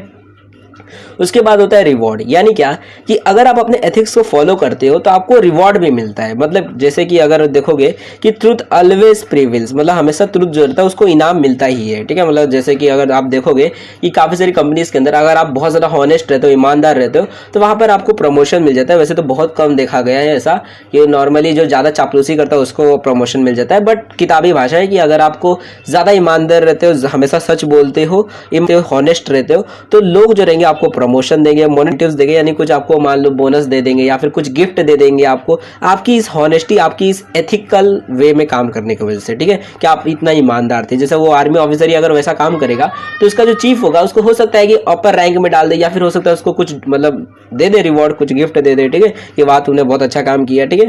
तो ऐसे रिवॉर्ड्स मिलेंगे अगर आप एथिकल काम करेंगे, अपने एथिक्स को फॉलो करेंगे, ठीक है। उसके बाद नेक्स्ट होता है रिस्ट्रिक्ट करप्शन, यानी क्या कि जो एथिकल लोग होते हैं वो करप्शन को रिस्ट्रिक्ट करते हैं, यानी रुकावट देते हैं। जैसे यही आदमी था आर्मी वाला, तो वो कैसे उस करप्शन को रोक रहा था, ठीक है, वो दूसरा वाला आदमी उसको मतलब दे रहा था कि भाई तू ये पैसा रख ले और मेरे को अंदर आने दे, बट क्योंकि ये अपने एथिक्स को फॉलो कर रहा था कि नहीं मेरे जो रूल्स है मैं उनको फॉलो करूंगा, मैं गलत काम नहीं करूंगा, जिसकी वजह से उसने करप्शन को रोक दिया, ठीक है। तो ऐसे जो लोग होते हैं जो एथिक्स को फॉलो करते हैं तो वो मतलब करप्शन को भी रोक देते हैं, ठीक है। तो एथिकल पर्सन जो रहते हैं do not gate involved in corrupt practices, मतलब ऐसे गलत कामों में उन लोग अपने आप को इन्वॉल्व नहीं करते, साथ ही में दूसरे लोगों को भी इन्वॉल्व ना होने में मतलब उनको मतलब प्रोत्साहन करते हैं कि भैया आप भी इसके अंदर इन्वॉल्व ना हो, डिस्करेज करते हैं कि आप भी ऐसे गलत कामों में ना जाए, ठीक है। तो ऐसे लोग मतलब वो भी करप्शन को रोकने की कोशिश करते हैं, ठीक है। अब वो चाहे किसी में भी हो, क्योंकि देखोगे इंडिया में हर एक चीज में करप्शन है, चाहे वो एजुकेशन हो, बिजनेस हो, पॉलिटिक्स हो। अगर आप कोई बिजनेस भी खोलना चाहते हैं तो वहां पर भी आपको पॉलिटिशियंस को घूस देना पड़ जाता है, ठीक है। पॉलिटिक्स में तो पैसा देते ही ये लोग, यहाँ तक कि वोट पाने के लिए हमें जनता को घूस देना पड़ जाता है, ठीक है, कि जनता को पैसा मिलेंगे तो वो जाकर वोट मिलता है, ठीक है। तो डिफेंस हर जगह देखोगे तो काफी ज्यादा घूस हो चुका है, पुलिस को घूस देते हैं हम लोग, ठीक है। तो काफी करप्शन जो है काफी ज्यादा एक ब्लैक मार्क है ग्रोथ के लिए, किसी भी मतलब नेशन के लिए, ठीक है। तो अगर हम चाहते हैं कि करप्शन हट जाए और हमारी ग्रोथ जल्दी जल्दी हो तो हमें ऐसे ही लोग, ऐसे ही जो एथिकल पर्सन्स होते हैं उनकी हमें जरूरत है हर एक फील्ड के अंदर, ठीक है, चाहे वो टीचर्स हो, रिलीजियस लीडर्स हो, कोई भी हो, ठीक है। तो हमें ऐसे अच्छे लोगों की जरूरत है जो एथिक्स को फॉलो करते हो, ठीक है। तो करप्शन को भी रोकते हैं। उसके बाद नेक्स्ट होता है रिड्यूस सोशल एक्सप्लॉयटेशन, मतलब क्या कि देखो ये जो मतलब एथिक्स को जो फॉलो करने वाले लोग होते हैं वो सोशल एक्सप्लॉयटेशन को भी काफी ज्यादा रोक देते हैं। मतलब समाज के अंदर जो लोग होते हैं, जैसे अगर मान लो कि आप हो कंपनी के मान लो मैनेजर, ठीक है, और आप एथिक्स को फॉलो करते हो कि मैं एक ईमानदार आदमी हूं, और आपके इधर मान लो कोई वर्कर है जो कि 1 हफ्ता काम किया, ठीक है। अब आपको उसका काम अच्छा नहीं लगा, आपने 1 हफ्ता काम करवाया उससे, बट अब आपको काम अच्छा नहीं लग रहा, आप उसको काम से निकाल रहे हो, ठीक है। लेकिन उसने 1 हफ्ता मेहनत किया तो आप उसका पैसा उतना देना चाहिए ना आपको। बट अगर कोई अनएथिकल आदमी हो, कोई एथिक्स को नहीं मानने वाला हो, बोलेगा मैं काय को दूं पैसा तेरे को, मेरे को तेरा काम पसंद नहीं है, किसी भी काम का आदमी तेरे को पैसा ही नहीं दूंगा, ठीक है। और हो सकता है उस वर्कर को ऐसे ही भगा दे, बट क्योंकि ये अच्छा आदमी है, ये एथिक्स को फॉलो करता है, तो ये इसको दे देगा पैसा, ये ले भाई तो अपना पैसा ले ले, ठीक है। तो एक्सप्लॉयटेशन को रोकेगा, ऐसे लोगों को मतलब एक्सप्लॉयट नहीं करेगा। तो देखोगे तो एथिक्स के वजह से देखोगे तो एक्सप्लॉयटेशन जो है, सोशल एक्सप्लॉयटेशन वो भी कम होता है, ठीक है। एंड हेनरी फोर्ड ने, देखो यहाँ पर एक मतलब हेनरी फोर्ड जो थे काफी बड़े आदमी थे। हेनरी फोर्ड के बारे में भी आप जानते होंगे, नहीं भी जानते हो गूगल पे सर्च मार सकते हो, काफी अमीर आदमी थे, ठीक है, अमेरिका के। तो हेनरी फोर्ड जो थे इन्होंने एक बार कहा था कि देखो कमिंग टुगेदर इज ब्लेसिंग, मतलब कमिंग टू मतलब सॉरी ब्लेसिंग नहीं बिगनिंग, ठीक है। मतलब क्या इन्होंने मतलब कहा है कि देखो coming together is a beginning, keeping together is a progress, working together is success. मतलब क्या कि आप लोगों को स्टार्टिंग में लेके आ जाओगे, ठीक है, एक साथ काम करने के लिए, तो वो बिगनिंग हो जाएगी, शुरुआत हो जाएगी आपके काम की, ठीक है। अगर आप उनको लोगों को अभी भी रोक के रखे रहोगे, ठीक है, तो आप उनको अभी भी रोक के रखोगे तो वो प्रोग्रेस हो जाएगा, ठीक है। बट अगर वो लोग आपके साथ काम करने लगे मतलब हमेशा के लिए, तो फिर आप सक्सेस हो जाओगे, ठीक है। तो यही हेनरी फोर्ड ने कहा था। तो अगर आप चाहते हो आपके साथ काम करे तो आप को एथिक्स को फॉलो करना होगा, ठीक है, दूसरों को एक्सप्लॉइट नहीं करना होगा। उसके बाद नेक्स्ट होता है सोशल अपलिफ्टमेंट, मतलब क्या कि कोई आदमी है जो एथिक्स को फॉलो करता है, एथिक्स को फॉलो करता है तो सोशल अपलिफ्टमेंट में भी काफी मदद करता है, ठीक है। अब जैसे मान लो आप हॉनेस्ट आदमी हो, आप ईमानदार व्यक्ति हो, आप एक अच्छे आदमी हो, तो आप सोचेगा आपके पास, आप मान लो आप काफी अच्छा खासा आपने पैसा कमा लिया है, तो आप सोचेगा मैं थोड़ी समाज सेवा भी करूँ, लोगों की भी मदद करूँ, आप थोड़ा बहुत डोनेशन दोगे, हो सकता है आप चैरिटी खोल दोगे, अपने एनजीओ खोल दोगे, या फिर स्कूल कॉलेजेस, ये सारी चीजें खोल कर लोगों की मदद करने की कोशिश करोगे ताकि समाज का विकास हो और सोशल अपलिफ्टमेंट हो, ठीक है। तो एथिक्स की वजह से ये सारी चीजें भी होती है। जैसे यहाँ पर लिखा है कि ethical people work towards social upliftment of the weaker section of the society, यानी जो गरीब लोग होते हैं, जो वीकर सेक्शन वाले जो लोग होते हैं सोसाइटी के अंदर, उनकी मदद करने में ये हेल्प करते हैं एथिकल पीपल्स, ठीक है। तो if possible they may contribute generously to the welfare of the weaker section by providing donation, opening schools and hospitals, ठीक है। तो ये सारी चीजें करके वो मदद करते हैं जो वीकर सेक्शन वाले लोग लोग होते हैं, जो गरीब लोग हो गए या फिर छोटे कास्ट वाले लोग हैं, ठीक है। तो upliftment of the weaker section can strengthen the nation into a powerful socio economic nation. मतलब क्या कि अगर हमारे देश के जो वीकर सेक्शन है वो अगर ऊपर उठने लग जाएंगे तो हमारा नेशन भी फिर पावरफुल हो जाएगा सोशियो इकोनॉमिक नेशन के मामले में, ठीक है। मतलब हमारे देश जो रहेगा पावरफुल बनेगा अगर हमारे जो वीकर सेक्शन वाले हैं वो भी धीरे धीरे ऊपर आने लगे तो, ठीक है। तो ये है सारे इंपॉर्टेंट्स हमारे एथिक्स के, ठीक है। इंडिविजुअल डेवलपमेंट में हर एक जगह पे देखो तो काफ़ी सारी चीज़ों को डेवलप करने में, काफ़ी सारी चीज़ों में इंप्रूव करने में मदद करता है हमारा एथिक्स, ठीक है। तो एथिक्स हो गया, मैं भी आपको अब नेक्स्ट जो है हमारा वो है significance of prejudice in the individual development. मतलब क्या कि जैसे अब हमने देखा कि एथिक्स की क्या इंपॉर्टेंस है इंडिविजुअल के डेवलपमेंट में, वैसे अब प्रेजुडाइज जो होता है उसकी कितनी इंपॉर्टेंस है इंडिविजुअल के डेवलपमेंट में, ठीक है। तो पहली बार प्रेजुडाइज होता है क्या, इसको समझ लेते हैं। तो देखो प्रेजुडाइज का मतलब होता है, ये एक टाइप से कह सकते हो ये प्री जजमेंट होता है, ठीक है। मतलब क्या कि आप किसी चीज के बारे में जानते ही नहीं हो लेकिन उससे पहले ही आपने जजमेंट डाल दी, मतलब सोच लिया कि हो सकता है ये ऐसा ही होगा, ठीक है। मतलब क्या, जैसे आप मान लो किसी छोटी कास्ट के आदमी को देखा आपने, ठीक है, आपने बोला ये तो पहले से ही बेवकूफ है, ठीक है। तो आपने पहले से ही जजमेंट डाल दिया, आपने उसके बारे में जाना नहीं, हो सकता है मान लो कि वो मास्टर हो किसी चीज में, ठीक है, और आपको कुछ पता नहीं है, ठीक है। आपने पहले से खुद ही से जजमेंट डाल दी उसके बारे में जाने बिना ही, ठीक है। वो भी गलत जजमेंट, खराब जजमेंट। तो ये हो सकता है, मतलब इसी को हम प्रेजुडाइज बोलते हैं, ठीक है। प्री जजमेंट बना देना किसी चीज के जाने बिना ही, ठीक है, तो इसी को बोलते हैं। ओके, तो यहाँ पर देखो लिखा है कि prejudice implies a pre convenience and unreasonable judgement और ओपिनियन। ओपिनियन भी कह सकते हो कि आपको किसी चीज के ऊपर आप ओपिनियन दे देते हो कि मुझे लगता है ये ऐसा होगा, ठीक है।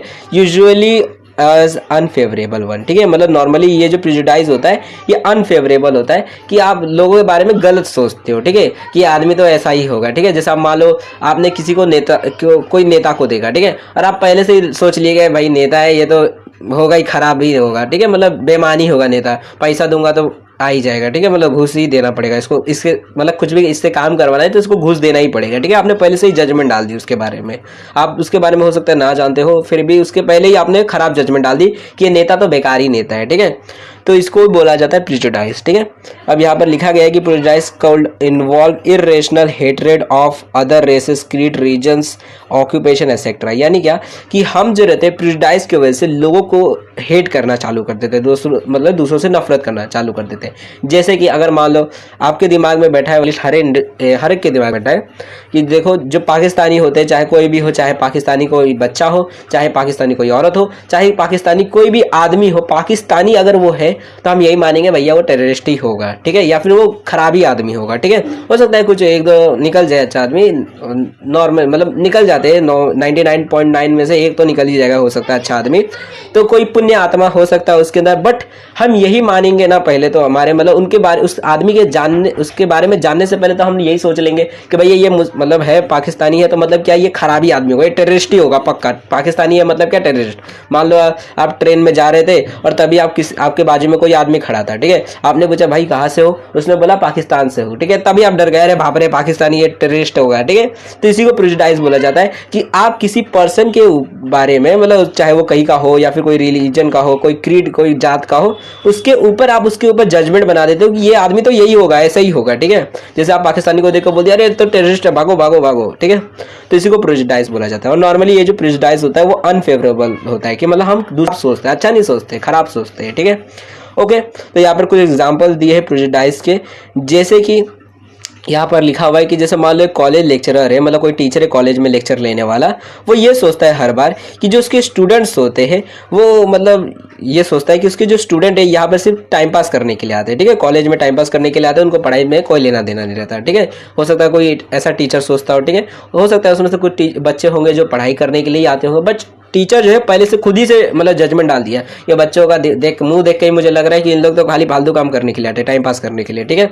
ऐसे ही स्टूडेंट्स होंगे जो कि बिना पढ़ाई को जाने बिना ही वो ये सोच लेते हैं कि पढ़ाई जो है वो प्रैक्टिकल नहीं है, मतलब फालतू चीज़ है, पढ़ाई से कुछ होने वाली है। अब मान लो आपने मैथ्स में ट्रिग्नोमेट्री पढ़ा था 10th के अंदर, तो अब वो आपका किस काम का, वो तो जिंदगी में कोई काम ही का नहीं आता है, ठीक है। या फिर आप कोई भी चीज़ पढ़ते हो, हिस्ट्री पढ़ते हो, ये सारी चीज़ें पढ़ते हो, तो हिस्ट्री का बताओ क्या काम है जिंदगी के अंदर, ठीक है। अगर मैं जान भी लूँ कोई महाराजा के बारे में, तो आज उसके बारे में क्या काम है मेरे को, आप ये सोचते हैं। बट अगर आप डिटेल में समझोगे कि पढ़ाई का क्या इंपॉर्टेंस है तब आपको समझ आएगा। बट आप उसके बारे में जाने पहले ही आप सोच लोगे भाई इसका तो कोई प्रैक्टिकल काम ही नहीं है, पढ़ाई का, पढ़ाई करके क्या फायदा, ठीक है। तो इसको भी प्रेजुडाइज बोला जाता है, ये भी एक नेगेटिव प्रेजुडाइज है जो स्टूडेंट्स करते हैं, ठीक है।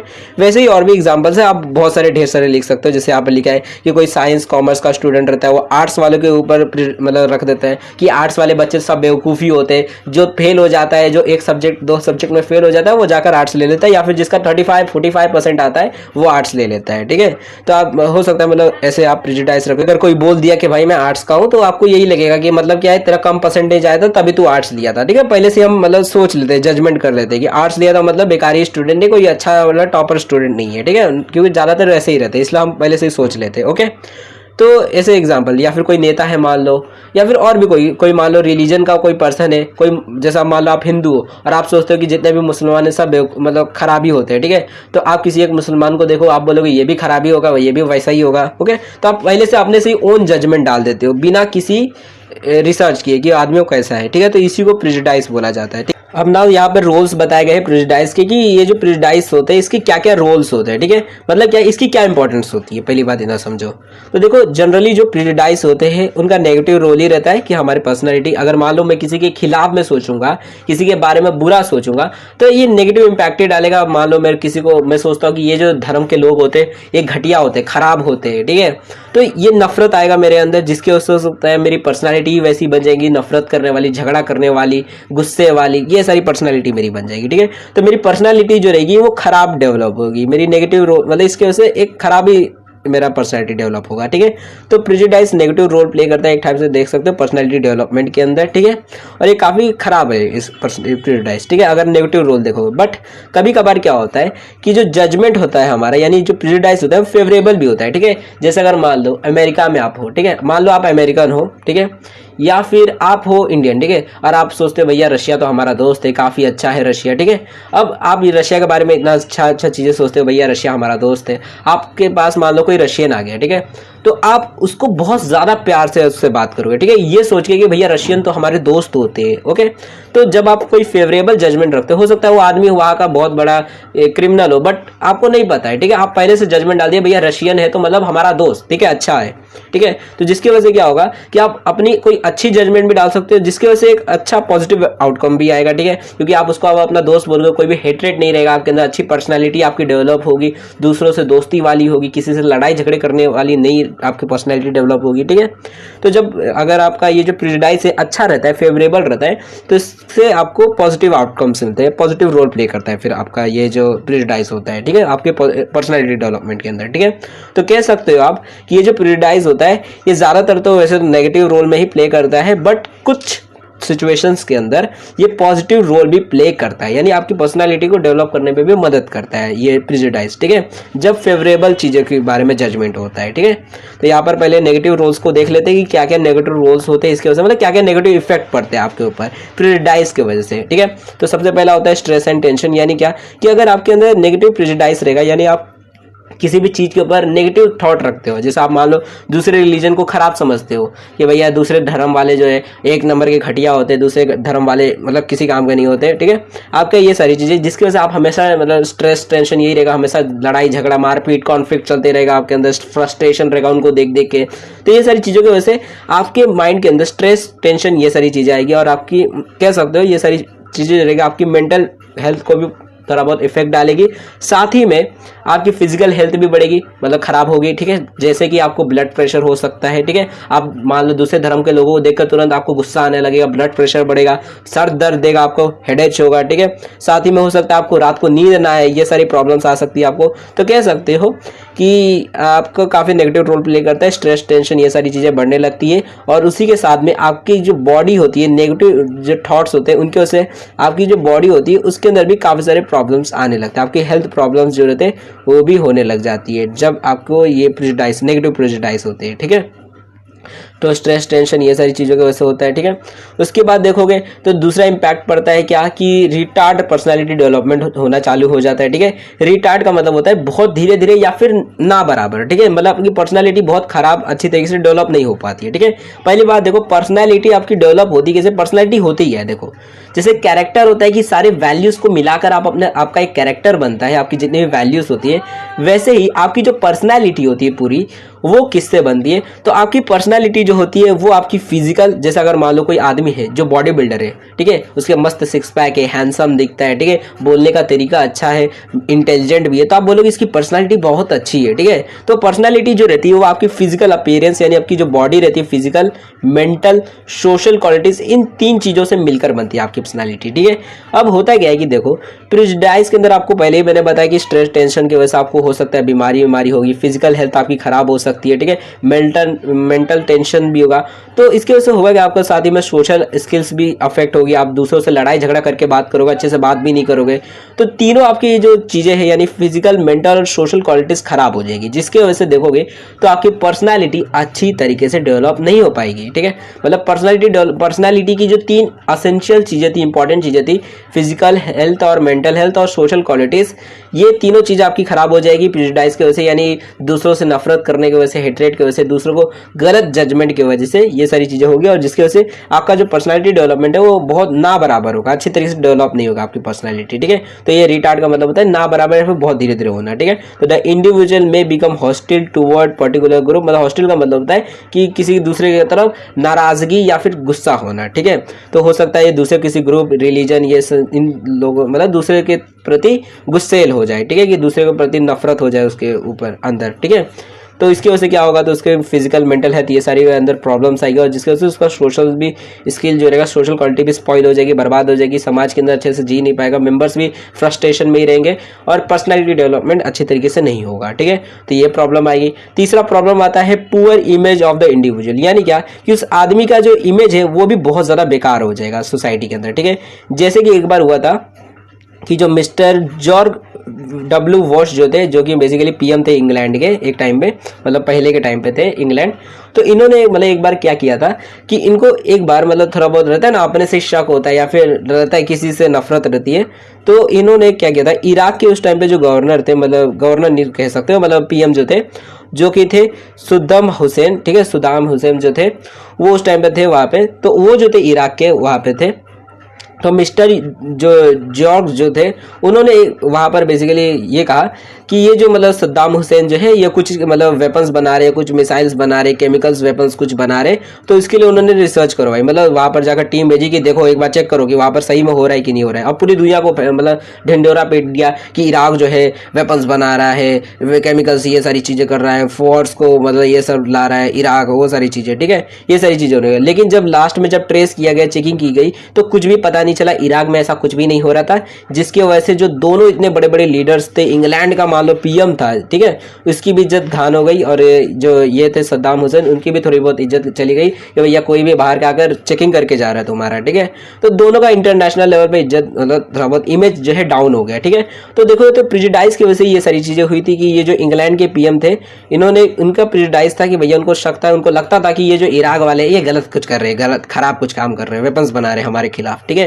तो ये सारी चीजें प्रेजुडिस की वजह से उनकी इमेज भी खराब हो गई, ओके। तो एग्जांपल आप लिख सकते हो। तो ऐसे ही देखोगे तो प्रेजुडिस की वजह से आपकी इमेज खराब हो जाती है, जब आप झगड़ते हो लोगों से, ठीक है, दूसरों के खिलाफ आप नफरत रखते हो, तो लोग जो होते हैं वो आपसे उतनी ज्यादा अच्छे से बात नहीं करते। आप मान लो आप दूसरे कोई रिलीजन के लोगों से आप नफरत करते हो, हेट्रेट रखते हो, उनको बुरा भला बोलते हो, तो वो भी आपको इसी तरह से बात करेंगे, आप उनके सामने आपकी इमेज खराब रहेगी, उनके सामने यही रहेगा बहुत घटिया आदमी है ये, ठीक है। तो ये सारी इमेज भी आपकी खराब हो जाएगी, ठीक है। तो यही यहाँ पर बोला गया है कि आपकी इमेज खराब हो जाएगी, ठीक है। नेक्स्ट जो है फोर्थ हमारा वो है एग्रेशन एंड वायलेंस। मतलब क्या कि देखो ये जो प्रेजुडिस है इसके वजह से एग्रेशन और वायलेंस भी होना चालू हो जाता है, ठीक है। एग्रेशन और वायलेंस होता क्या है, देखो एग्रेशन का मतलब होता है एक टाइम में आप कह सकते हो कि ये छोटे लेवल का अभी झगड़ा रहता है, ठीक है। एग्रेशन मतलब एक टाइप से झगड़ा आप कह सकते हो, और वायलेंस का मतलब होता है एक टाइप से जो रहता है ना वायलेंस का, जैसे हो गया अब जब लोग दंगे फसाद करते हैं, ठीक है, तो उसको वायलेंस बोला जाता है। तो एग्रेशन एक छोटा लेवल पर होता है, वायलेंस जो होता है वहां पर ज्यादा तबाही की जाती है, ठीक है। तो एग्रेशन और वायलेंस भी जो है इस प्रेजुडाइज की वजह से हो सकता है। मान लो आपको किसी एक आदमी के ऊपर मतलब है कि भाई ये आदमी बहुत घटिया होते हैं, ठीक है। जैसे मान लो आप किसी दूसरे छोटे कास्ट के आदमी को देखा, आपने बोला ये छोटा कास्ट वाला ये मेरे साथ खाना कैसे खा रहा है, आपने बोला ये छोटे कास्ट वाले बहुत घटिया गंदे होते हैं, ठीक है, और आपने उसको उल्टा सीधा बोलना चालू कर दिया, उसने भी आपको उल्टा सीधा बोल दिया, आपने कॉलर पकड़ा, उसने कॉलर पकड़ा, आपने मारपीट चालू कर दी, ठीक है, हो गया एग्रेशन। वैसे ही वायलेंस भी हो सकता है, आपने अपने दोस्त लोग को बुलाया, फिर उसने अपने दोस्त लोग को बुलाया, फिर पूरा एक ग्रुप आ गया कास्ट वालों का कि भैया हम छोटे कास्ट वालों को मार देंगे, वो बड़े वाले को मार देंगे, सब फिर वायलेंस चालू हो गया, ठीक है। तो प्रेजुडाइज की वजह से एग्रेशन वायलेंस भी हो जाता है, ठीक है। देखो लिखा हुआ है कि prejudice can generate arrogant and aggressive behaviour of the part of the individual, मतलब एग्रेसिव बिहेवियर चालू हो सकता है। जैसे यहाँ पर बोला है कि religious fanatics have negative prejudice against other religion and a give little chance to may go all out to display, मतलब वही सारी चीज़ें कि जो एक रिलीजन के लोग होते हैं वो दूसरे रिलीजन से नफरत करते रहते हैं, काफ़ी बार देखा गया है इंडिया के अंदर, जिसकी वजह से वो एक दूसरे को काफ़ी बार उल्टी सीधे चीज़ें बोलते हैं, जिसके बाद झगड़ा झगड़ी होता है, वायलेंस चालू हो जाता है, ठीक है। तो यही सारी चीज़ें यहाँ पर आप एक दो तीन एग्जाम्पल लिख सकते हो। और यहाँ पर एक इवेंट भी बताया गया है कि गोधरा कम्युनल राइट्स जो था जो कि गुजरात में हुआ था 2002 के अंदर, वो भी ऐसी काफ़ी सारी चीज़ों की वजह से होता है, जिसके अंदर 58 जो थे लोग मतलब जल गए थे, मतलब काफ़ी सारा प्रॉपर्टी, काफ़ी सारी चीज़ें बर्बाद हुई थी। टोटल देखोगे तो उसके अंदर 2000 करोड़ की प्रॉपर्टी बर्बाद हुई थी गुजरात स्टेट की, ठीक है। और काफ़ी सारे लोग मर भी गए थे, लगभग मतलब 700 लोग मर गए थे उसके अंदर, तो काफ़ी सारे मतलब तबाहियाँ उसके अंदर हुई थी। बाद देखो एक लास्ट जो हमारा नेगेटिव रोल है प्रेजुडाइज का, वो है डेवलप्स रिवेंजफुल एटीट्यूड। मतलब क्या कि देखो प्रेजुडाइज की वजह से एक रिवेंजफुल मतलब रहता है ना, बदले की भावना बन जाती है लोगों के अंदर, ठीक है। कैसे, तो यहाँ पर पहले लिखा है, पढ़ते हैं समझते हैं। तो लिखा है देखो, प्रेजुडाइज में develop revengeful attitude on the part of a individual, यानी किसी के अंदर भी ये रिवेंजफुल एटीट्यूड आ सकता है प्रेजुडाइज की वजह से, ठीक है। कैसे आता है, तो this is specially true when there is a prejudice against caste religion, ठीक है। कि मतलब जैसे अगर आप देखा होगा कि जो अपर कास्ट वाले होते हैं, ठीक है, वो जो मतलब छोटे कास्ट वाले होते हैं उनके खिलाफ में कुछ प्रेजुडाइज रखते हैं, मतलब कुछ सोचते हैं उनके बारे में जजमेंट कि भैया छोटे कास्ट वाले घटिया होते हैं, ये मतलब उनको मंदिर में आने नहीं देना चाहिए, उनके साथ अच्छे से बिहेव नहीं करना चाहिए, मतलब एकदम घटिया लोग होते हैं छोटे कास्ट वाले, ठीक है। बड़े कास्ट वाले ऐसा सोचते हैं कुछ, ठीक है, थोड़े बहुत कुछ वैसे होते हैं इंडिया के अंदर। तो अब इसके वजह से होता क्या है कि जो बड़े कास्ट वाले होते हैं, कई बार होता है गाँव वाँव में जो छोटे कास्ट वालों को थोड़ा बहुत परेशान करते हो सकता है, उनको मारते हैं, पीटते हैं, कई बार उनको मार भी देते हैं, ठीक है। तो ये सारी चीज़ें करते हैं, जिसके वजह से अब मान लो किसी के घर के अंदर, जैसे अब मान लो बड़े कास्ट वाले ने किसी के घर में आग लगा दी, ठीक है, घर को जला दिया, छोटे कास्ट वाले के घर को जला दिया या फिर मर्डर कर दिया, ये सारी चीज़ें कर दी, जिसकी वजह से अब ये एक नेगेटिव एक्ट है क्योंकि गलत काम किया है अपर कास्ट वाले ने। तो अब जो भी आदमी इससे पीड़ित होगा, ठीक है, जो भी आदमी इससे अफेक्टेड हुआ रहेगा, उस आदमी के अंदर एक रिवेंजफुल मतलब आ जाएगा कि भाई मैं भी अब बदला लूंगा इससे, ठीक है। तो वो भी रिटेलिएट करेगा, वो भी उससे बदला लेगा। तो देखोगे तो ये जो हमारा प्रेजुडाइज है, यानी दूसरे के प्रति नफरत जो है, पहले से अपने मतलब बिना उसके बारे में जाने ही हम अपने से ही जजमेंट डाल देते हैं वो तो खराब ही आदमी है। तो उस प्रेजुडाइज की वजह से हम लोगों के ऊपर कुछ गलत काम कर देते, गलत एक्शन ले लेते हैं, जिसकी वजह से वो जो आदमी है वो रिवेंज लेने लग जाता है और एक रिवेंजफुल एटीट्यूड इसके अंदर आ जाता है, ठीक है। तो ऐसी सिचुएशन हो जाती है, ठीक है। और ये सिचुएशन देखो तो ये लूज लूज सिचुएशन होती है, दोनों तरफ से लोग जो है वो परेशानी है, ठीक है। जो स्टार्टिंग अपर कास्ट वाले हैं वो भी मार रहे हैं, दूसरे को मार रहे हैं तो वो भी हार रहे हैं, ठीक है। मतलब दोनों टाइप में देखो तो दोनों मर कट ही रहे, ठीक है, दोनों लूज लूज सिचुएशन के अंदर आ रहे हैं, ठीक है। तो ये देखोगे तो फिफ्थ इसका नेगेटिव रोल है प्रेजुडाइज का, कि इसकी वजह से जो है रिवेंजफुल एटीट्यूड डेवलप होता है, ओके। अब इसके कुछ पॉजिटिव रोल्स भी, ऐसा नहीं कि खाली हर चीज़ खराबी रहेगी प्रेजुडाइज की, कुछ अच्छी चीज़ें भी होती है। जैसे मैंने आपको बताया कि हम कई कबार कुछ प्री जजमेंट कर देते हैं कि कोई चीज़ के बारे में कि ये अच्छी चीज़ होगी, ठीक है। जैसे हम मान लो कोई इंडियन आर्मी है, ठीक है, हमारी इंडियन आर्मी है। अब अगर आप सोच सकते हो कि भैया हमारी इंडियन आर्मी बहुत खराब है, ठीक है, कोई इंडियन आर्मी का जवान जो है वो किसी के साथ कुछ गलत कर सकता है। मान लो कोई आपको बोल दे कि मतलब कि कोई इंडियन आर्मी वाला है और उसने किसी के साथ कुछ गलत कर दिया, ठीक है। मान लो किसी मान लो कोई आदमी था जो कोई ईमानदार आदमी था, कोई ऑफिसर था मान लो, तो उसको बेमतलब का उसने इंडियन आर्मी वाले ने उसको मारना चालू किया बिना किसी काम के, ठीक है, और बिना मतलब के। तो आप मानोगे नहीं, ठीक है, आप लगेगा नहीं ये झूठ होगा, ठीक है, इंडियन आर्मी वाले ऐसे कर ही नहीं सकते आपको, क्योंकि आप पहले से मतलब बिना किसी सिचुएशन को जाने आप पहले से मानते हो, ये प्री जजमेंट दे देते हो कि नहीं भाई ये इंडियन आर्मी वाले जो होते हैं बहुत अच्छे होते हैं, हमको मालूम है, ठीक है। तो ये एक पॉजिटिव रोल भी प्ले कर सकता है, जिसकी वजह से भी काफ़ी सारी चीज़ें होगी, ये भी कुछ आपके पर्सनालिटी के ऊपर इम्पैक्ट डालेगी, ठीक है। तो यहाँ पर बोला गया है कि देखो prejudice may also positive role specially when a person has favourable opinion और जजमेंट, जैसे कि बोला गया है कि आप favourable opinion may not generate stress, ठीक है। अगर मान लो आप किसी के ऊपर एक अच्छा मतलब ओपिनियन रखते हो तो पहली बात आप स्ट्रेस आपको होगा नहीं, टेंशन होगा नहीं, ठीक है। किसी की कॉन्फ्लिक्ट करना नहीं है, मारकाट करना नहीं है, झगड़ा करना नहीं है, आप किसी को पसंद कर रहे हो तो उसमें कोई भी स्ट्रेस, कुछ भी टेंशन, ये सारी चीज़ें नहीं आएगी, ठीक है। जिसकी वजह से अब आपकी मेंटल हेल्थ भी खराब नहीं होगी, फिजिकल हेल्थ भी खराब नहीं होगी, ब्लड प्रेशर कुछ बढ़ेगा नहीं, ठीक है। सारी चीज़ें बढ़िया चलेगी, ठीक है। तो सच अ पर्सन में ऑलवेज थिंक पॉजिटिव, ऐसा आदमी जो रहेगा हमेशा अच्छा सोचेगा, गलत चीज़ें नहीं सोचेगा, मारकाट, दंगा फसाद, रिवेंज लेना या फिर एग्रेशन करना, वायलेंस करना, ये सारी चीज़ों के बारे में नहीं सोचेगा, अच्छी चीज़ें सोचेगा, ठीक है। तो देखो तो पॉजिटिव रोल काफ़ी अच्छा प्ले कर सकता है प्रेजुडिस, अगर फेवरेबल कंडीशन में देखें तो, ठीक है। तो at time the victim of prejudice may benefit out of hatred, मतलब वो नफरत नहीं करेगा, ठीक है, एट्रोसिड भी नहीं करेगा, ये सारी चीजें भी छोड़ देगा वो, ठीक है, अगर आप फेवरेबल प्रेजुडिस करते हो तो। जैसे यहाँ पर एग्जांपल दिया है कि अगर मान लो जैसे ये कोई एरिया है, ठीक है, वहाँ के जो लोकल से, मान लो जैसे महाराष्ट्र है, ठीक है। अब महाराष्ट्र के लोग जो है काफ़ी ज़्यादा, अगर देखो कुछ लोग होते हैं महाराष्ट्र में जो कि बाहर से आए हुए जो लोग होते हैं बिहार यूपी के, उनको थोड़ा बहुत नापसंद करते, पसंद नहीं करते, ठीक है। अब ऐसे टाइम पे अगर मान लो यूपी बिहार वाले जो है वो अगर अच्छे तरीके से उनसे बिहेव करते हैं और उनका दिल जीत लेते हैं तो फिर दोनों तरीके से अच्छे से हो जाएगा, फिर वहाँ के लोकल्स भी उनको पसंद करेंगे, ठीक है। उनका जो प्री जजमेंट है वो भी बदल जाएगा, अच्छी तरीके से बिहेवियर हो जाएगा, सारी चीज़ें बढ़िया हो जाएगी, ठीक है। तो इसका एक पॉजिटिव रोल भी होता है, यही सारी चीजें, ओके। तो ज्यादा नहीं समझना है, पॉजिटिव रोल बस इतना ही आपको समझ लेना है कि प्री जजमेंट जब अच्छे फेवरेबल चीजों में होती है तो हमारा स्ट्रेस, हमारा सब कुछ खत्म हो जाता है, हम लड़ाई झगड़ा नहीं करते, ठीक है। तो इसका पॉजिटिव रोल भी होता है हमारा प्रेजुडिस का, ओके। यहाँ पे प्रेजुडिस खत्म हो जाता है। नाउ अब नेक्स्ट टॉपिक होता है हमारा stereotyping and prejudice as cause of conflict. मतलब क्या कि देखो स्टीरियोटाइपिंग और जो प्रेजुडिस होता है ये एक कॉज होता है कॉन्फ्लिक्ट का, यानी मारकाट का एक कारण होता है ये दोनों, ठीक है। मतलब इन दोनों कारणों की वजह से मारकाट हो सकती है, कॉन्फ्लिक्ट्स हो सकते हैं, ठीक है। पहली बात तो स्टीरियोटाइपिंग होता है क्या, ये बताओ।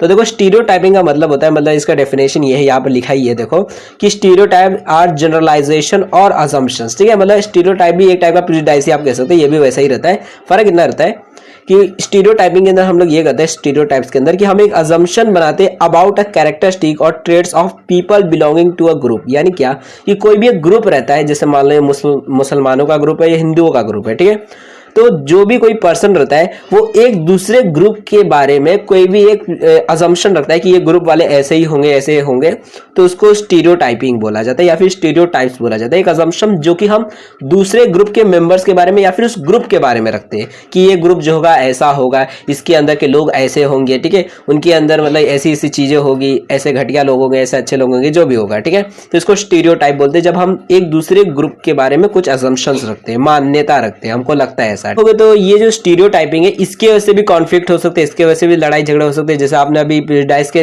देखा था कि इसके वजह से एग्रेशन हो सकता है, वायलेंस हो सकता है, तो इसके वजह से भी हो सकता है। अब जैसे मान लो ये ग्रुप वाले इसको पसंद नहीं करते, इसके बारे में उल्टा सीधा अजम्पशन रखते हैं, तो इन लोग भी रखते होंगे, जिसकी वजह से इन दोनों के बीच में हमेशा लड़ाई चलती रहेंगी और ये दोनों मारपीट करेंगे, जिसकी वजह से हो जाएगा कॉन्फ्लिक्ट, ठीक है। तो यहाँ पर लिखा हुआ है कि स्टीरियोटाइप इज एन इमेजिनेशन, वैसे तो इमेजिनेशन रहता है ऑफ्टन रॉन्ग, हम मतलब ज्यादातर तरीके में देखो तो रॉन्ग ही रहता है, अजम्पशन हम लोग मानते हैं खाली कि दूसरा वाला ऐसा होगा, ठीक है, दूसरे ग्रुप वाले, ठीक है।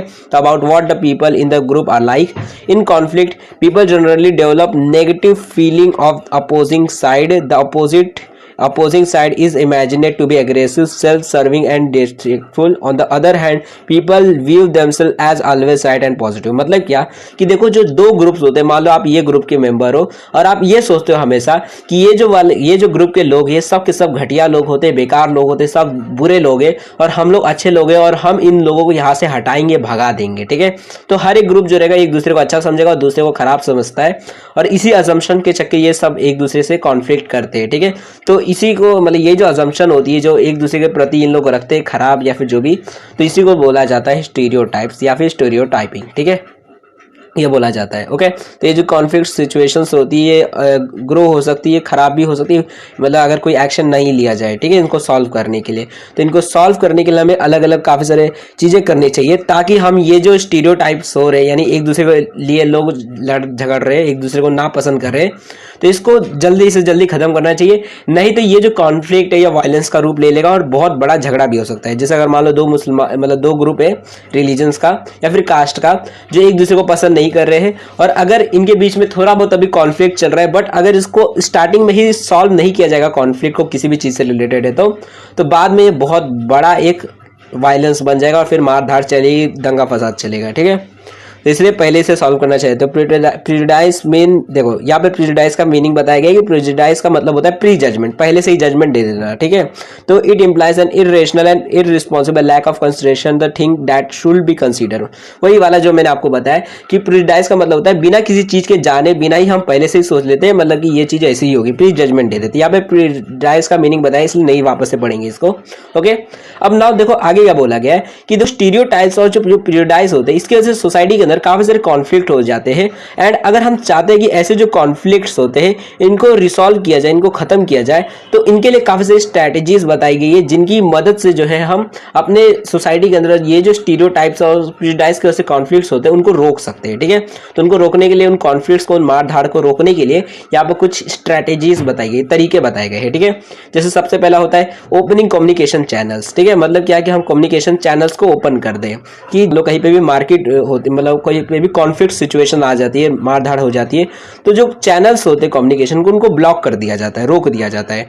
ठीक है, जैसे कि अगर मान लो कहीं पे मारधाड़ हो रही है तो वहां पर लोग एक दूसरे से बात करना बंद कर देते हैं, सब तलवार लेके निकल जाते हैं, इसको मारो उसको मारो। ठीक है, तो ये सारी चीजें नहीं करनी चाहिए, हमें बातचीत करना पहले चाहिए, मतलब थोड़ा बहुत कि हाँ एक ग्रुप वाले मेंबर्स जो है वो बाकी दूसरे ग्रुप के साथ बात करें कि क्या तुम लोग लड़ रहे हो। ठीक है, ये सारी चीजों को बातचीत करना चाहिए और जो भी कम्युनिकेशन का चैनल है उसे ओपन करना चाहिए। ठीक है, मतलब बेसिकली बातचीत करनी चाहिए, बातचीत करने के बाद जो भी डिसीजन आएगा कि भैया हमारी गलती है, तुम्हारी गलती है, उसके बाद फिर कॉन्फ्लिक्ट थोड़ा बहुत शांत हो सकता है। ठीक है, तो in order to break the stereotype and reduce prejudice, अगर हम चाहते हैं कि ये सारी चीजें हट जाए तो the line of communication should be made open between people and group. ठीक है, कि एक दूसरे से बात करने के लिए उनके लिए कम्युनिकेशन थोड़ा खुला रखना हमें पड़ेगा। ठीक है, तभी उन लोग एक दूसरे से बात करेगा, ये कॉन्फ्लिक्ट थोड़ा कम होगा। तो opening line of communication reduce conflict, avoid misunderstanding and can develop trust between people and group. ठीक है, तो अगर एक दूसरे से बात करेंगे तो थोड़ा बहुत ट्रस्ट हो जाएगा। तो often a third party intermediate can help to initiate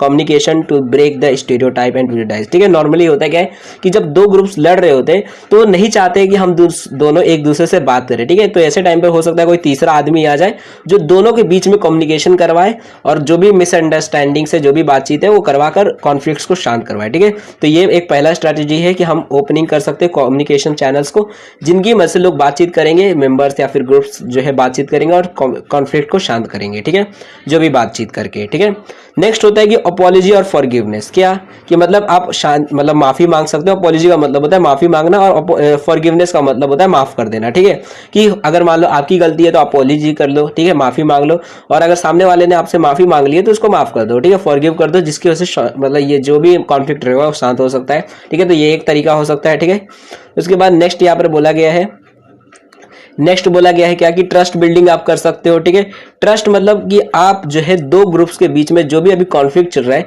तो उस कॉन्फ्लिक्ट को हटाने के लिए आप दोनों के बीच में थोड़ा बहुत ट्रस्ट बना सकते हो। ट्रस्ट बनाने के लिए यहाँ पर दो मेथड्स बताए गए हैं कि दो मतलब प्रोग्राम आप कर सकते हो जिसकी मदद से ट्रस्ट जो है वो बिल्ड हो जाएगा। दोनों के बीच में जब ट्रस्ट बिल्ड हो जाएगा, दोनों एक दूसरे में भूलेंगे नहीं, ऐसा ये ग्रुप ऐसा नहीं कर सकता है, ये गलती से कोई मिसअंडरस्टैंडिंग है। तो ये ट्रस्ट बिल्ड करने के लिए यहाँ पर दो प्रोग्राम्स बताए गए जो कि करके हम ट्रस्ट बना सकते हैं दोनों के बीच में और फिर कॉन्फ्लिक्ट हट जाएगा। ठीक है, तो पहला है जॉइंट प्रोजेक्ट, यानी कि अगर जैसे मान लो दो लोग हैं, ठीक है, और दोनों के बीच में झगड़ा चल रहा है, तो ऐसे टाइम पर जो मैनेजर है मान लो वो चाहता है कि इन दोनों के बीच का झगड़ा खत्म हो जाए, तो उसके लिए वो क्या करेगा, दोनों को एक ही साथ एक ही काम में डाल देगा, दोनों मिलजुल के काम करेंगे।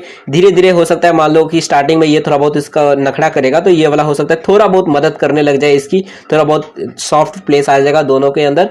फिर धीरे धीरे धीरे बातचीत होती रहेगी, फिर समझ आएगा अच्छा मेरी गलती नहीं थी, मतलब मेरी गलती थी, ये जो भी रहेगा सिचुएशन समझ आती जाएगी और फिर इन लोग जो रहेंगे एक दूसरे पर थोड़ा बहुत ट्रस्ट करना चालू कर देंगे। ठीक है, तो थोड़ा बहुत झगड़ा कम हो जाएगा। ओके, तो जॉइंट ऐसे प्रोजेक्ट्स हम कर सकते हैं ताकि दोनों मिलकर काम करेंगे और जो भी मिसअंडरस्टैंडिंग्स है वो खत्म होगी और दोनों जॉइंट प्रोजेक्ट्स करने की वजह से एक दूसरे को समझ पाएंगे और जो भी फंडामेंटल डिफरेंसेस है वो समझने के बाद जो भी प्रॉब्लम्स है उसे सॉल्व कर लेंगे। ठीक है, उसके बाद दूसरा होता है मेडिटेशन करने का, कि मेडिटेशन कर सकते हैं। मेडिटेशन का मतलब ये है कि भाई दोनों एक दूसरे शांति से आराम से बैठकर बातचीत कर सकते हैं, बीच में एक दूसरा मेडिटेटर होगा, मतलब आदमी होगा जो दोनों को समझाएगा कि भाई ये ऐसा नहीं करना चाहिए, पहले बातचीत करके बाद सारी चीज़ों, मतलब मेडिटेशन के यहाँ पर ये मतलब नहीं है कि डायरेक्टली आप साधना में बैठ जाओ, एक ये भी मतलब है कि आप शांति से आराम से बैठ जाओ और शांति से सामने वाले की बात को सुनो और आप भी सुनो। ठीक है, तो ये हो सकता है जब हम दूसरों की बातों को सुनेंगे थोड़ा बहुत शांति से आराम से तो समझ आएगा हमको। ठीक है, और थोड़ा बहुत ट्रस्ट बिल्ड होगा। ओके, तो मेडिटेशन कर सकते हैं, इसके अंदर एक मेडिटेटर होगा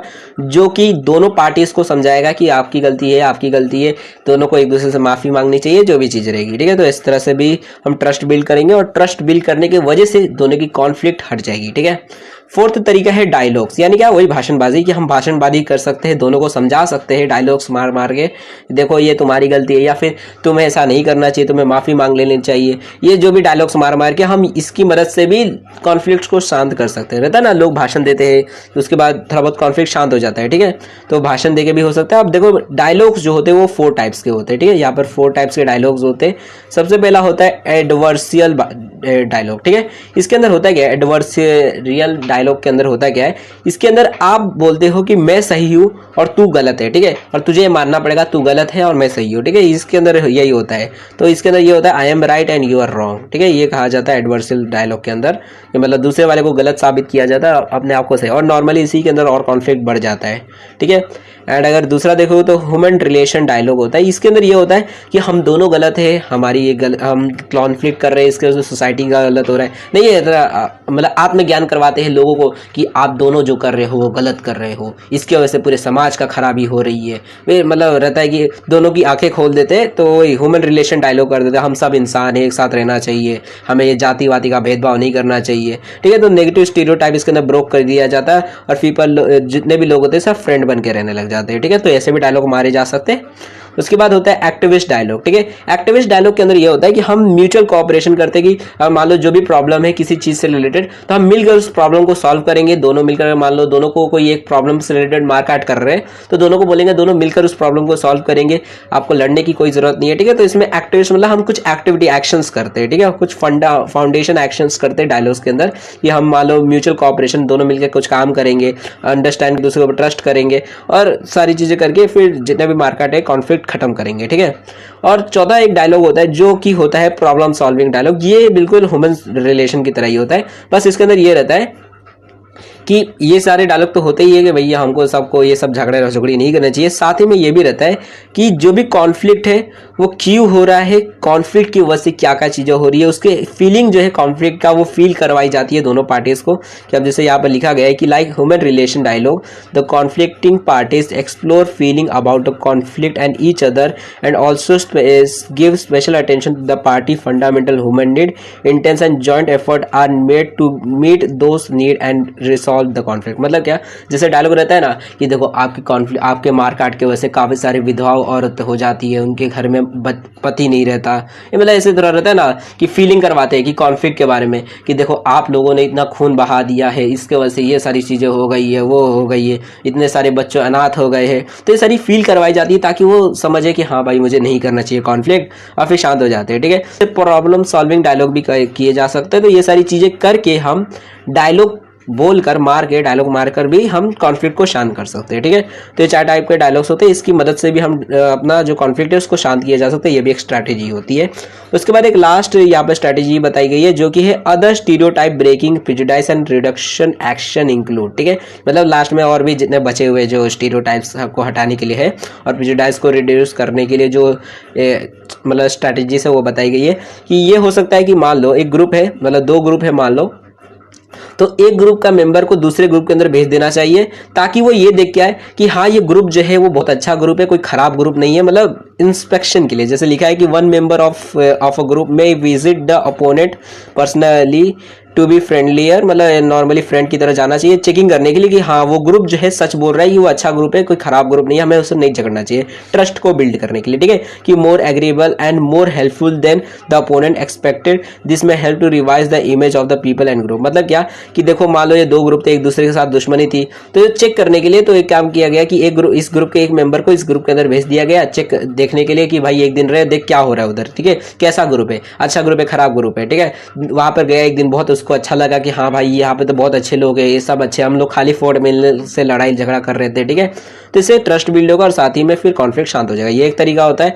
एक और तरीका भी ये भी होता है कि one must simply determine what the other side think of you और expect of you and then do the opposite. मतलब क्या यहाँ पर कि यहाँ पर ये कहा गया है कि देखो अगर मान लो ये आपका ग्रुप है, ये दूसरे का ग्रुप है, ठीक है, और दूसरे वाले जो है ये आपके बारे में ये सोचते हैं कि आप बहुत घटिया आदमी हो, बहुत नीच आदमी हो, ठीक है, एंड आपको ये सारी चीजें पता है कि वो आपके बारे में ऐसा चीजें सोचते हैं, तो आप उसका उल्टा करो। मतलब क्या कि उन्हें दिखाओ मैं घटिया नहीं हूँ, मैं नीच नहीं हूँ, ठीक है। अब आप उन्हें उल्टा दिखाओगे, वो देखेंगे नहीं ये तो बहुत अच्छा आदमी है, ये दूसरों की मदद करता है, ये आपके बारे में भी अच्छी अच्छी चीजें बोल रहा है, तो इन्हें फिर गिल्ट फील होगा और ये लगेगा नहीं नहीं ये मैं गलत बोल रहा था, इन लोग घटिया नीच नहीं है, इन लोग तो कुछ और, इन लोग अच्छे लोग हैं, और फिर दोस्ती हो जाएगी, ट्रस्ट बिल्ड हो जाएगा और फिर वही चीज हो जाएगी, ये मतलब कॉन्फ्लिक्ट शांत हो जाएगा, ठीक है। तो इस तरीके से आप कर सकते हो कि सामने वाला जैसा आपके बारे में सोचता है उसका अपोजिट करो, कि आपके बारे में सोचता है घटिया आदमी हो तो आप अच्छे आदमी बनो, ठीक है। दूसरा होता है कि देखो ये तीसरा मतलब होता है ये पब्लिक मीडिया कैंपेन्स हो सकते हैं, मतलब जो चैनल्स होते हैं, टीवी चैनल्स, न्यूज हो गए, तो वहां पर दिखाया जा सकता है एजुकेशनल प्रोग्राम्स, जो भी चीजें हैं वहां पर दिखाया जा सकता है कि हमें ऐसे मारकाट नहीं करनी चाहिए, हमें धर्म सबका, मतलब हम सब हिंदुस्तानी, हमें धर्म के ऊपर नहीं मारकाट करनी चाहिए, हम सब कास्ट, हमें कास्ट के ऊपर मारपीट नहीं करनी चाहिए, ये सही चीजों को दिखाया जा सकता है ताकि लोग अवेयर हो और ये सारी चीजें ना करें, ठीक है। तो इसके वजह से भी थोड़ा बहुत कॉन्फ्लिक्ट कम हो सकता है। तो ये सारे कुछ तरीके हैं जिनकी मदद से कॉन्फ्लिक्ट्स को कम किया जा सकता है, जो कि स्टीरियोटाइप और प्रेजुडिस की वजह से होते हैं, ठीक है। नाउ अब नेक्स्ट टॉपिक है एग्रेशन, ठीक है। एग्रेशन क्या होता है? एग्रेशन का मतलब होता है एक टाइप से आप कह सकते हो, जैसे अगर मान लो आप किसी को पीट रहे हो, ठीक है, आपको कहीं गुस्सा आ गया, ठीक है, और आपने किसी को एक थप्पड़ मार दिया, तो ये कहलाएगा एग्रेशन, ठीक है। तो एग्रेशन, देखो एग्रेशन और वायलेंस दो अलग अलग वर्ड है। एग्रेशन का मतलब होता है जब आप कुछ भी मतलब झगड़ा झोड़ी करते हो तो उसको एग्रेशन बोला जाता है, जब आप गुस्से में आ जाते हो और कुछ एक्शन लेते हो गुस्से में, किसी को मारते हो, किसी को पीटते हो, तो उसको एग्रेशन बोला जाता है। किसी को हार्म पहुंचाते हो, दर्द देते हो, ठीक है, तो उसको एग्रेशन बोला जाता है, ठीक है। और एग्रेशन नॉर्मली दो टाइप का होता है, एक फिजिकल भी होता है और एक साइकोलॉजिकल लेवल पे भी होता है। किसी को मान लो आप गाली दे रहे हो, ठीक है, किसी को उल्टा सीधा बोल रहे हो, तो वो भी एक टाइप का एग्रेशन है। और किसी को मार रहे हो, किसी के पेट में चाकू डाल दिए, तो वो भी एग्रेशन है, ठीक है। तो किसी को डंडा मार रहे हो, वो भी एग्रेशन हो गया, ठीक है। तो वायलेंस क्या होता है वो अभी आपको आगे बताऊंगा, ठीक है। देखो एग्रेशन के बारे में लिखा है कि aggression refer to behaviour that is intended to cause harm और पेन। मतलब क्या कि एग्रेशन का मतलब होता है कि इसके वजह से होता क्या है कि एग्रेशन मतलब एक ऐसा बिहेवियर जिसके वजह से किसी को कुछ दर्द होता है, हार्म होता है या फिर पेन होता है, ठीक है। तो aggression can be either physical और वर्बल, ठीक है, वर्बल भी हो सकता है जैसे गाली दे देना, वो सारी चीजें। यहाँ पे लिखा है this aggression in which the main objective is inflicting some kind of harm on the victim. मतलब इसके अंदर यही रहता है मेन हमारा कि जिसको हम नफरत करते हैं, देखो हॉस्टिल का मतलब होता है नफरत करना, तो जिसको भी हम नफरत करते हैं उसको बस किसी भी तरीके से चोट पहुंचाना, यही हमारा मकसद रहता है, तो इसको हम बोलते हैं हॉस्टिल अग्रेशन, ठीक है। उसके बाद दूसरा होता है इंस्ट्रूमेंटल अग्रेशन। तो इसके अंदर क्या होता है, तो इस अग्रेशन के अंदर हमारा ये मोटिव नहीं रहता है कि हम किसी को भी प्राइमरी हार्म पहुंचाए विक्टिम को।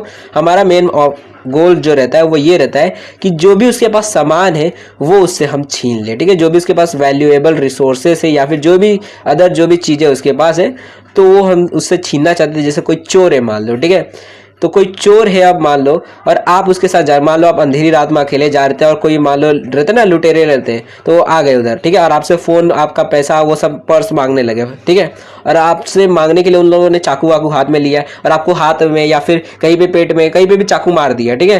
तो वो जो एग्रेशन है उन लोग ये इसलिए नहीं करना चाहते कि उन लोग आपसे नफरत करते इसलिए आपको मारना चाहते, उन लोगों को बस आपके पास जो चीज है वो चाहिए इसलिए उन लोग एग्रेशन कर रहे हैं, ठीक है।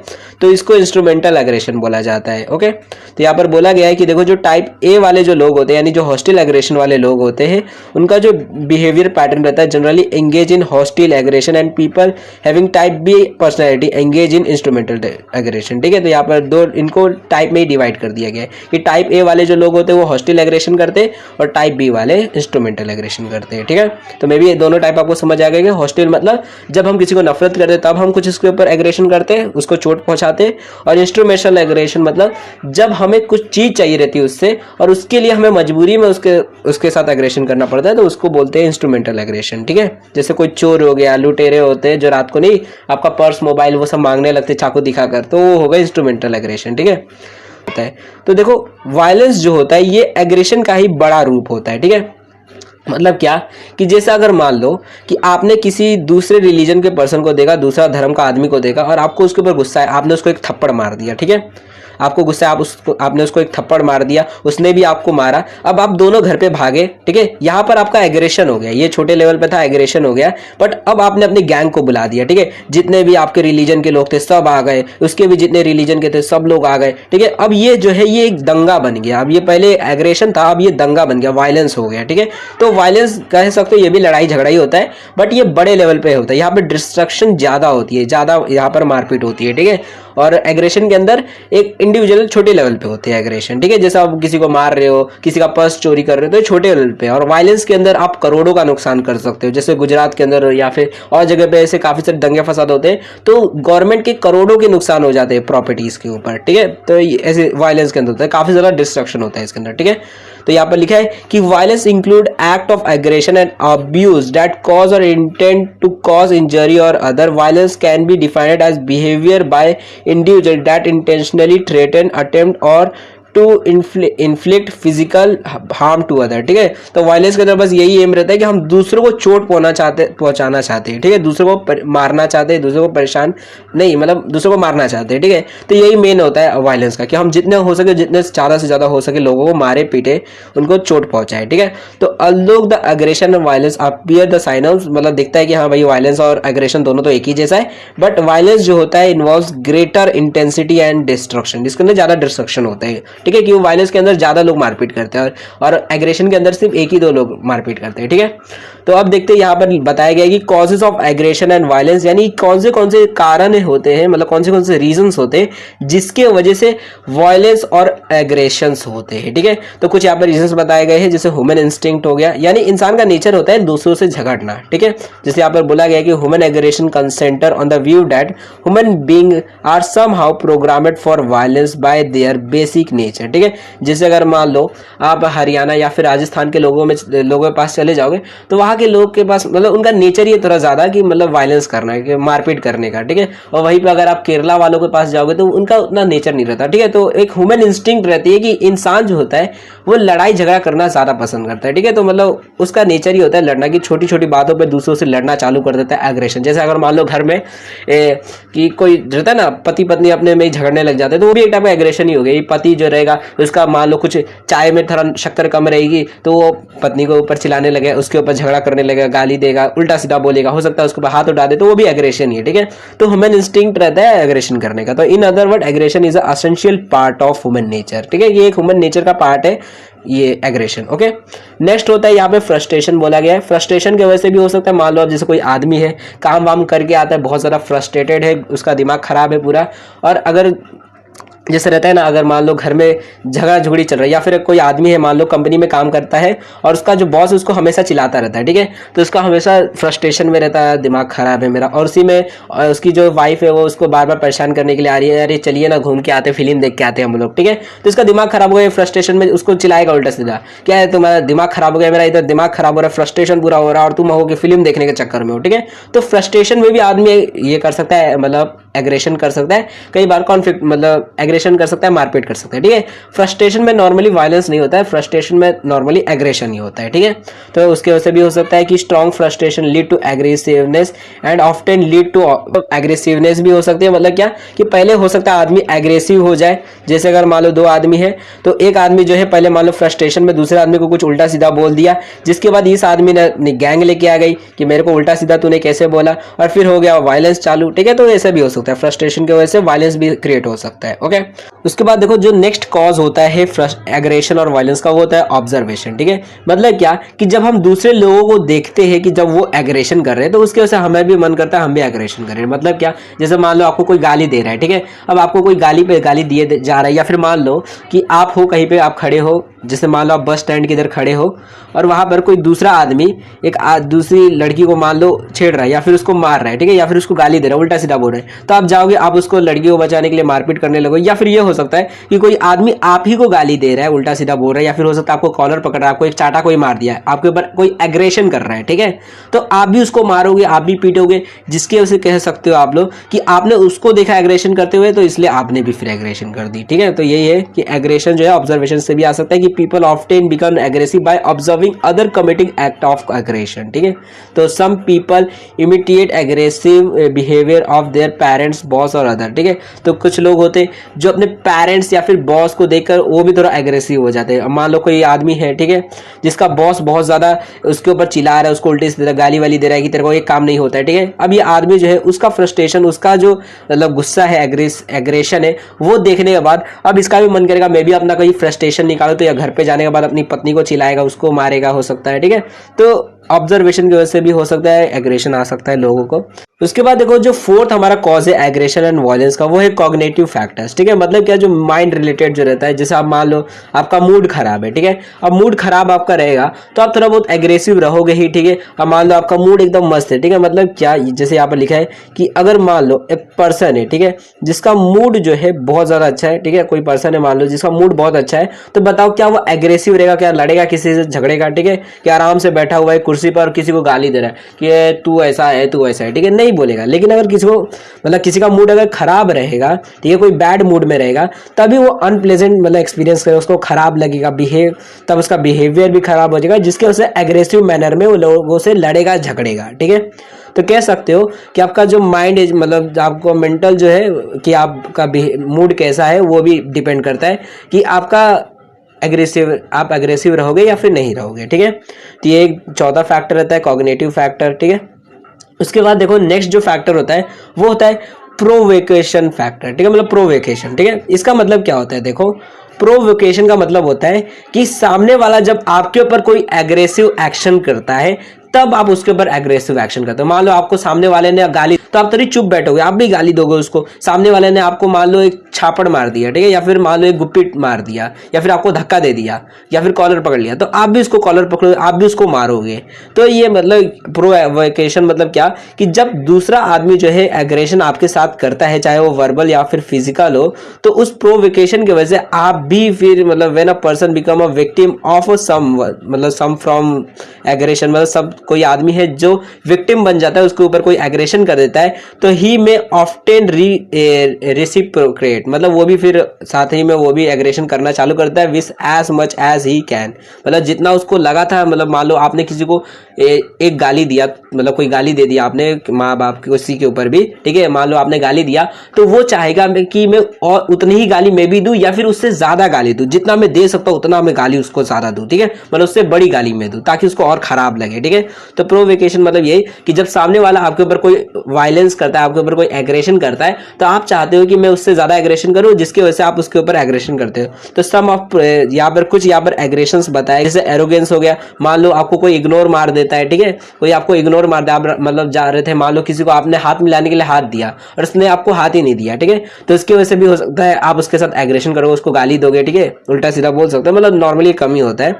उसके बाद एक होता है ह्यूमिलिएशन, हो सकता है आपका मजाक उड़ाया जा रहा हो, ठीक है, तो इसकी वजह से भी हो सकता है। फिजिकल इंजरी भी हो सकती है कि आपको कोई मार दे, हो सकता है मान लो आपको किसी ने लात मार दी और आप गिर गए, तो फिर आप उसको भी मारोगे। ठीक है, तो ये सारी चीजें हो सकती है जिसकी वजह से जब सामने वाला आपके साथ ऐसा कुछ करता है तो आप भी फिर उसके साथ उतना ही मतलब वो चीज करते हो। आपको कोई मारता है तो आप भी उसको मारना चालू करते हो, आपको कोई गाली देगा तो आप भी उससे गाली दोगे। ठीक है, तो ये सारी चीजें होती है। तो प्रोवोकेशन की वजह से भी जो है एग्रेशन चालू हो सकता है। ओके, नेक्स्ट होता है मीडिया, यानी क्या कि मीडिया की वजह से भी, यानी जो जैसे कि आप सोशल मीडिया या फिर न्यूज़ फिल्म वहाँ पर भी देख देख के हम चीज़ों को देखते रहते हैं और उनसे भी हम चीज़ों को सीखने की वजह से हमारे अंदर वायलेंस या फिर एग्रेशन आ जाता है। ठीक है, जैसे यहाँ पर लिखा गया है कि मीडिया प्रमोट प्रोग्राम्स और film that content crime and act of violence. ठीक है, काफ़ी सारी फिल्म होती है जिसके अंदर जो क्राइम और जो रहता है मर्डर वर्डर ये काफ़ी ज़्यादा दिखाया जाता है, जिसकी वजह से जो लोग होते हैं काफ़ी ज़्यादा एग्रेसिव बनते जा रहे हैं। ठीक है, जैसे अभी के टाइम पे देखो ज़्यादातर मूवीज़ जो है ऐसी ही फेमस हो रही है जिसके अंदर विलन जो है, मतलब जो विलन है वो हीरो है। ठीक है, कि मतलब विलन ही मतलब उसके अंदर हीरो है। तो ऐसी फिल्में अब ज़्यादा चल रही है। ठीक है, जिसकी वजह से लोग काफ़ी ज़्यादा एग्रेसिव बन रहे हैं। लोग भी सोच रहे हैं मैं भी ऐसे मतलब हथौड़ा लेके घूमूंगा और किसका भी टकला फोड़ूंगा, मारूंगा सबको। ठीक है, तो this may influence people specially young generation and they to get involve in such crime and violence. ठीक है, कि अभी के टाइम पे जो यंग जनरेशन है उनको भी अब ऐसा लग रहा है कि भैया हमको भी ऐसा ही बनना है, हमको भी गैंगस्टर बनना है। ठीक है, हमको भी पावर चाहिए, ये सारी चीजें, जिसकी वजह से वो गलत गलत काम कर रहे हैं, क्राइम कर रहे हैं, वायलेंस और एग्रेशन कर रहे हैं। ठीक है, तो ये भी कारण हो सकता है मीडिया वीडिया। उसके बाद होता है नेक्स्ट होता है एक्सपेक्टेशन ऑफ रिवॉर्ड। मतलब क्या कि रिवॉर्ड के एक्सपेक्टेशन में भी वायलेंस होता है। अब वो कैसे हो सकता है, तो देखो यहाँ पे लिखा है क्या कि expectation of reward is also another source of aggression violence.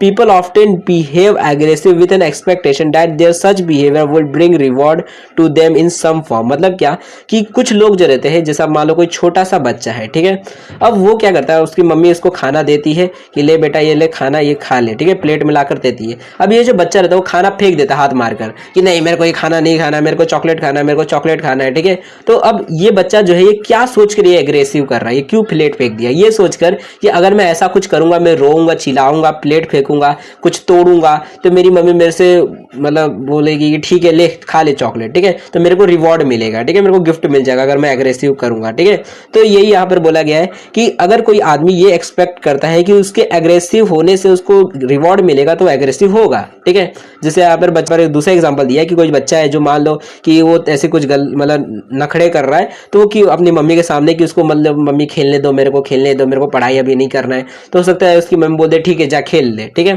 तो उसके लिए वो थोड़ा बहुत एग्रेसिव होगा, हो सकता है तोड़ेगा फोड़ेगा, चिल्लाएगा, रोएगा, ये सारी चीजें करेगा। ठीक है, तो जब आप एक्सपेक्टेशन करते हो कि मुझे इससे कुछ मिलने वाला है तो आप एग्रेसिव बन जाते हो। ठीक है, उसके बाद देखो जो नेक्स्ट कॉज होता है वो होता है कम्युनलिज्म। ठीक है, अब कम्युनलिज्म का मतलब क्या होता है, तो देखो कम्युनलिज्म का मतलब होता है जब आपका जो ग्रुप है, मान लो आप हिंदू हो और दूसरा कोई ग्रुप है मुस्लिम का, ठीक है, कोई भी आप ग्रुप ले सकते हो, तो दो ग्रुप। कम्युनलिज्म का मतलब ये होता है कि आप मानते हो कि आप वही सबसे बड़ा है, मतलब वही सुपीरियर है, पावरफुल है, और बाकी जो ग्रुप से वो कुछ नहीं है, वो सबसे नीचे है। ठीक है, अब अगर कोई आपसे लड़ता है तो आपसे मारपीट करोगे। ठीक है, जैसे रहता है ना कि आप अपने धर्म को सबसे ऊपर मानते हो और दूसरे का धर्म को नीचा मानते हो, घटिया मानते हो, या फिर कुछ भी उसको नहीं मानते हो, तो इसको कहा जाता है कि आप सिर्फ अपने फायदे, अपने ग्रुप के लोगों के फायदे के बारे में सोच रहे हो। कि अब मान लो आप एक रिलीजन के हो तो आप सोचते हो कि सिर्फ ऐसे ही रिलीजन के लोग यहाँ पे रहने चाहिए, बाकी सबको मार देना चाहिए या फिर बाकी सबको यहाँ से भगा देना चाहिए।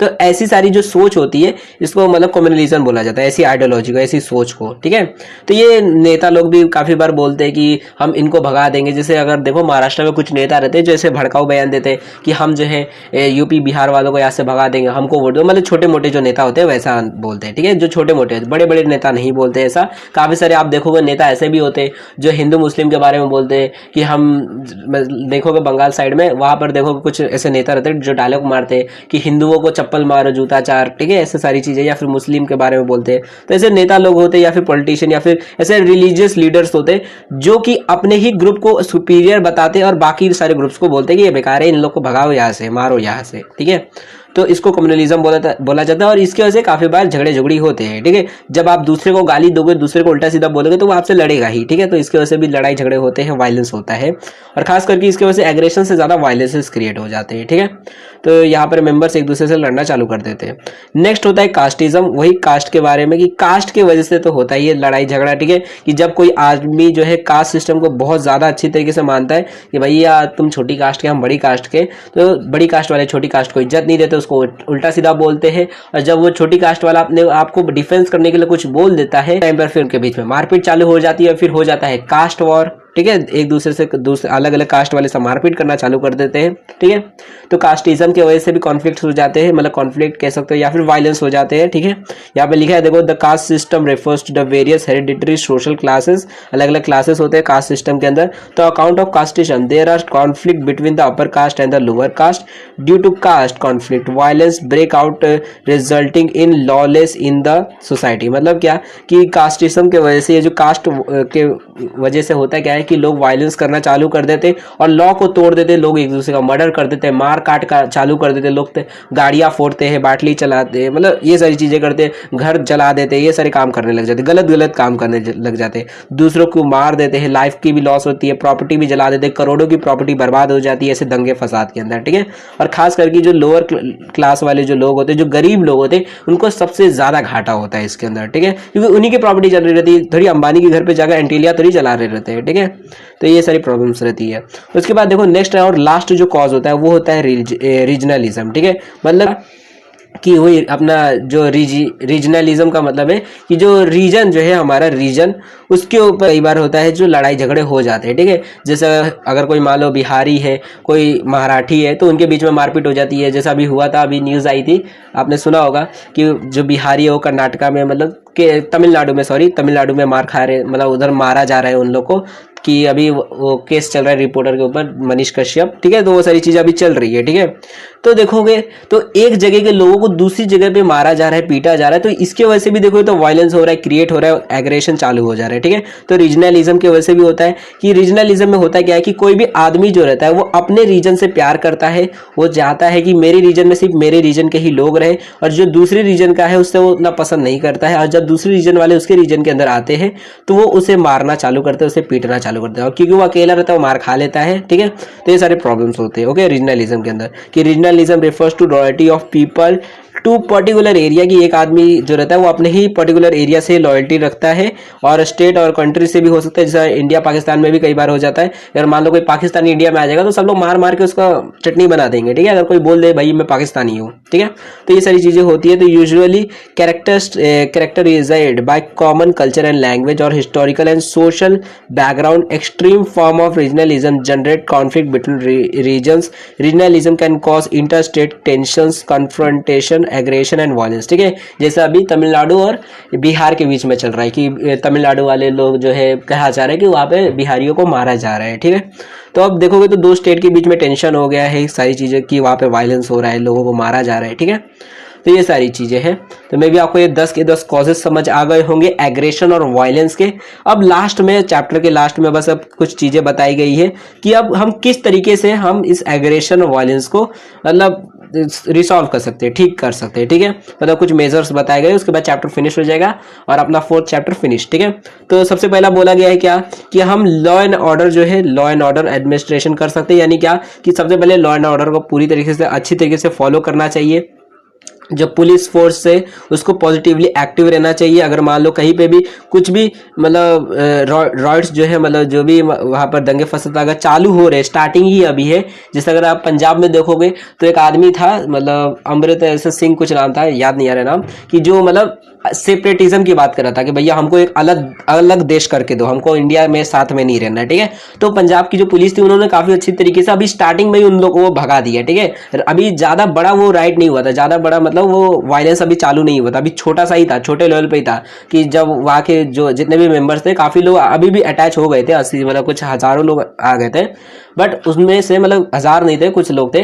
तो उनमें से जब पुलिस लोगों ने उन लोगों को पकड़ा तो काफी सारी बंदूकें भी निकली थी, 8 9 10 मतलब 8 मेरे ख्याल से बंदूकें कुछ निकली थी, राइफल से कुछ निकली थी, ठीक है, पिस्तौल राइफल से ये सारी उनके पास से बरामद हुई थी।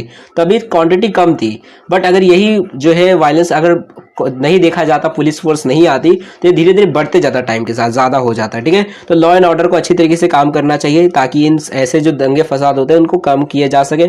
और कम्युनलिज्म को भी हमें बढ़ावा नहीं देना है, कास्टिज्म देखते रहना है ताकि हम ये सारे वायलेंस को रोक सके, ठीक है। और टाइमली इंटरवेंशन करना है पुलिस को ताकि वो हेल्प कर सके, ऐसे कंट्रोल कर सके ऐसे वायलेंस और राइट्स को, ताकि ये सिचुएशन से आउट ऑफ कंट्रोल होने से पहले इन्हें रोक दिया जाए, वरना ये सिचुएशन बढ़ भी सकती है, खराब भी हो सकती है, ठीक है। कॉन्फ्लिक्ट्स बढ़ भी सकते हैं, वायलेंस बढ़ा भी हो सकता है, ओके। तो लॉ एंड ऑर्डर को अच्छी तरीके से काम करना होगा, अपनी ड्यूटीज़ को कंप्लीटली रिस्पॉन्सिबिलिटी के साथ में करना होगा, पुलिस को अच्छे से काम करना होगा, ठीक है।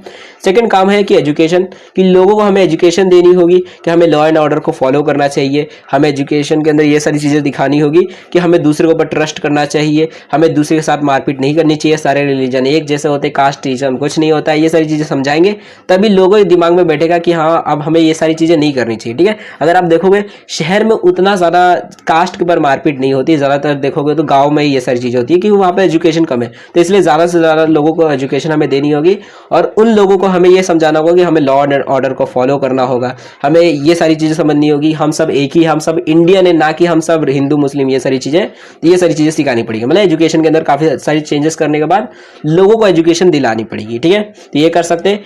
थर्ड चीज़ है कि रोल ऑफ मीडिया, कि मीडिया का भी काफ़ी बड़ा रोल है। देखोगे तो अगर न्यूज़ में देखो, ज़्यादातर न्यूज़ में तो यही आपको दिखेगा कि न्यूज़ वाले जो रहते 3-4 लोगों को बैठा देंगे कि भैया ये हिंदू वाला आदमी रहेगा, हिंदू कोई नेता रहेगा, ये कोई मुस्लिम नेता रहेगा, ये कोई और रहेगा, और दोनों के बीच में डिबेट चलता रहेगा कि भाई ये बोलेगा कि हमारे भगवान ये सब थे, ये बोलेगा हमारे अल्लाह ये सब थे। मतलब दोनों एक दूसरे में लड़, और लोग जो रहेंगे वो देखते रहेंगे, जिनके जो रहेंगे, और मान लो कोई एक रिलीजन का जीत जाता है उस मतलब डिबेट के अंदर, तो लोग जो रहेंगे उस रिलीजन को सुप्रीम बोलेंगे, बाकी को बोलेंगे घटिया रिलीजन से बाकी सब, ठीक है।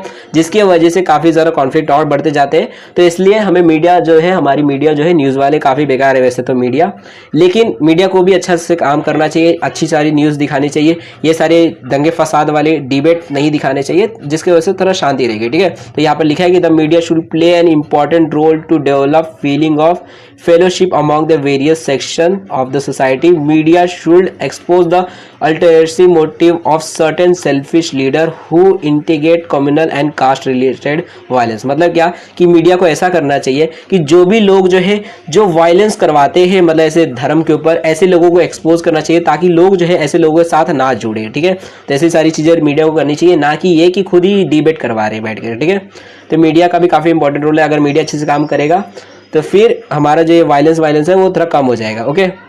उसके बाद देखो फोर्थ जो हमारा मतलब मेजर्स है जिसकी मदद से हम अपना एग्रेशन और ये सब को कम कर सकते हैं, वो है पब्लिक अवेयरनेस कैंपेन। मतलब क्या कि हम घूम घूम के कैंपेन्स कर सकते हैं, लोगों को बता सकते हैं कि हमें मतलब कास्ट के ऊपर लड़ाई झगड़े नहीं करने चाहिए, हमें कास्टिज्म नहीं करना। जैसे आपने देखा होगा गूगल पे भी सर्च मारोगे, काफ़ी सारे ऐसे कैंपेन्स होते रहते हैं जो कि ये दिखाते हैं कि हमें कास्टिज्म को बढ़ावा नहीं देना, हमें रिलीजन्स को बढ़ावा नहीं देना है, हम सारे रिलीजन वाले भाई भाई होते हैं। ये सारी चीज़ें हम कर सकते हैं, कैंपेन्स कर सकते हैं। काफ़ी सारे NGOs होते हैं जो ऐसे कैंपेन्स करते हैं, मतलब लोगों को अवेयर करते हैं कि हमें लड़ाई झगड़े नहीं करने चाहिए, हम सब मिलकर रहने चाहिए। जब हमारा देश आज़ाद हो रहा था तो सब लोग जो थे इकट्ठा थे, एकजुट थे, तभी हम आज़ाद हो पाए। तो ये सारी चीज़ें जब हम लोगों को बताते हैं तो लोग वापस से एकजुट हो जाते हैं, लेकिन फिर थोड़ी देर बाद वापस हम लोग अकेले अलग अलग होने लग जाते हैं। तो फिर हमें वापस से वैसे ही कैंपेन्स करने चाहिए। यानी क्या कि हमें टाइम टू टाइम कुछ समय में हमें ऐसे अवेयरनेस कैंपेन्स करने चाहिए, वरना लोग जो रहते हैं काफ़ी ज़्यादा एंटी सोशल एक्टिविटीज़ चालू कर देते हैं कि मतलब एक दूसरे को मारपीट चालू कर देते हैं, लोग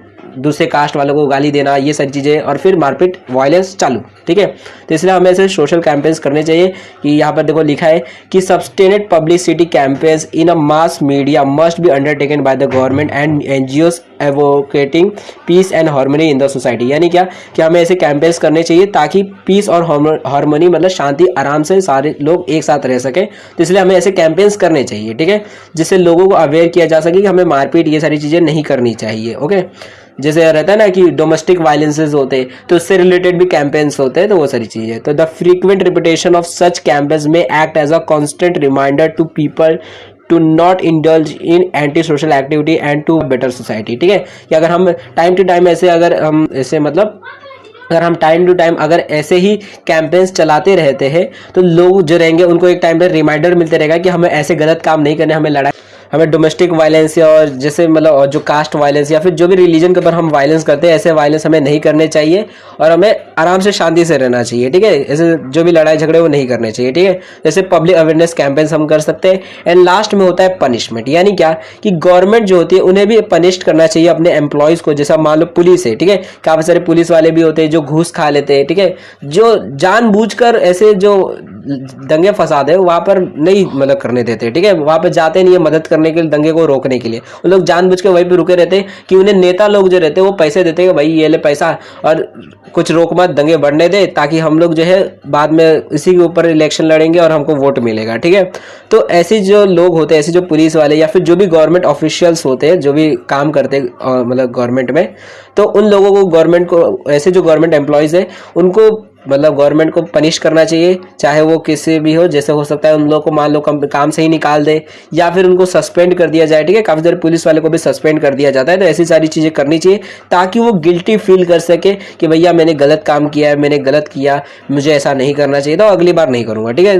मतलब वो ऐसी एंटी सोशल एक्टिविटीज़ में ना जाए, ठीक है, ये गलत काम ना करे।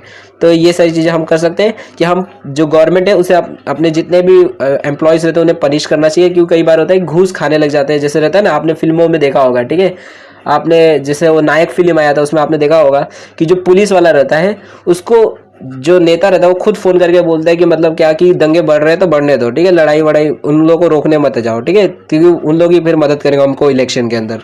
तो ऐसे जो पुलिस वाले या फिर जो ऐसे जो गवर्नमेंट ऑफिशियल्स है उनको पनिश करना चाहिए, जेल में डाल दो या फिर उनको निकाल देना चाहिए उस पोस्ट से, ठीक है। तो पनिशमेंट देंगे तभी उन लोग सुधरेंगे। तो ये सारे कुछ मेजर्स है जिनकी मदद से हम लोग एग्रेशन और वायलेंस को सोसाइटी से कम कर सकते हैं, सॉल्व कर सकते हैं, रिसॉल्व कर सकते हैं, ठीक कर सकते हैं वायलेंसेस को, ठीक है। तो यहाँ पर हमारा 4th chapter understanding stress and conflict खत्म हो जाता है। मे बी आपको सारी चीज़ें समझ आ गई होगी, स्ट्रेस क्या होता है, कैसे स्ट्रेस होता है, कॉन्फ्लिक्ट क्या होता है, कैसे कॉन्फ्लिक्ट होता है, ठीक है, कैसे क्या क्या चीज़ें होती है, वैल्यूज, एथिक्स, ये सारी चीज़ें मे बी आपको समझ आ गई होगी। अब अगर आपको कोई भी डाउट है, कोई भी प्रॉब्लम अगर आपको आता है, अगर आपको कोई भी इशू है, कमेंट सेक्शन के अंदर आपका जो भी डाउट रहेगा वो पूछ सकते हो। एंड इसका जो नेक्स्ट लेक्चर है वो कल आ जाएगा, नेक्स्ट लेक्चर, तो जिसके अंदर हम अपना जो लास्ट अपना 5th जो चैप्टर है उसको 1 शॉट के अंदर पूरा चैप्टर कवर कर देंगे एंड अपना पूरा फाउंडेशन कोर्स जो है वो फिनिश हो जाएगा, ठीक है। तो अपना जो नेक्स्ट चैप्टर है वह है हमारा managing stress and conflict in contemporary मतलब सोसाइटी, ठीक है। तो वो वाला 5th चैप्टर हम लोग अपना नेक्स्ट लेक्चर के अंदर देखेंगे। तो अगर आपको वो वाला लेक्चर देखना है तो चैनल को सब्सक्राइब कर दो और वीडियो को शेयर कर दो आपके जितने भी दोस्त लोग हैं उन लोगों के साथ में, ताकि जैसे ही हमारी नेक्स्ट वीडियो जो है हमारे चैनल पर अपलोड हो जाएगी तो उसकी भी आपको नोटिफिकेशन मिल जाएगी और उन वीडियोस को भी आप देख सकोगे, ठीक है। तो वीडियो को शेयर पक्का कर देना, चैनल को सब्सक्राइब कर देना अगर नहीं किए हो तो, ठीक है, तो पक्का कर देना। एंड अगर आपको कोई भी डाउट रहता है या फिर कोई भी क्वेश्चन रहता है, आप चाहो तो हमारे इंस्टाग्राम पे भी जाकर फॉलो कर सकते हैं अगर इंस्टाग्राम अकाउंट होगा तो, ठीक है। एंड अगर आपको लेक्चर का पीडीएफ चाहिए स्टडी पर्पस के लिए, अगर आपके पास नहीं है तो वो आपको पीडीएफ जो है वो टेलीग्राम पे मिलेगा, तो वहां से जाकर आप पीडीएफ को ले सकते हो अगर आपको चाहिए रहेगा स्टडी पर्पस के लिए, अगर आपके पास बुक नहीं होगा तो, ठीक है, क्योंकि ये मनन प्रकाशन की ही बुक है तो वहीं से मैंने ये सारी चीज़ें रखी है। तो अगर आपके पास बुक नहीं है, अगर आप चाहते हो तो आप जाकर इसको डाउनलोड कर सकते हो, ठीक है, टेलीग्राम से, ओके। अब मे भी आपको सारी चीज़ें समझ आ गई होगी। एंड अगर आप वीडियो को कल ही देख रहे हो, एक दिन बाद ही देख रहे हो, तो यहाँ पर नेक्स्ट वीडियो की प्लेलिस्ट आ गई होगी, तो यहाँ से जाकर नेक्स्ट वीडियो को भी डायरेक्टली जाकर देख सकते हो, okay. So thanks for watching my video, हमने नेक्स्ट वीडियो मिलेंगे।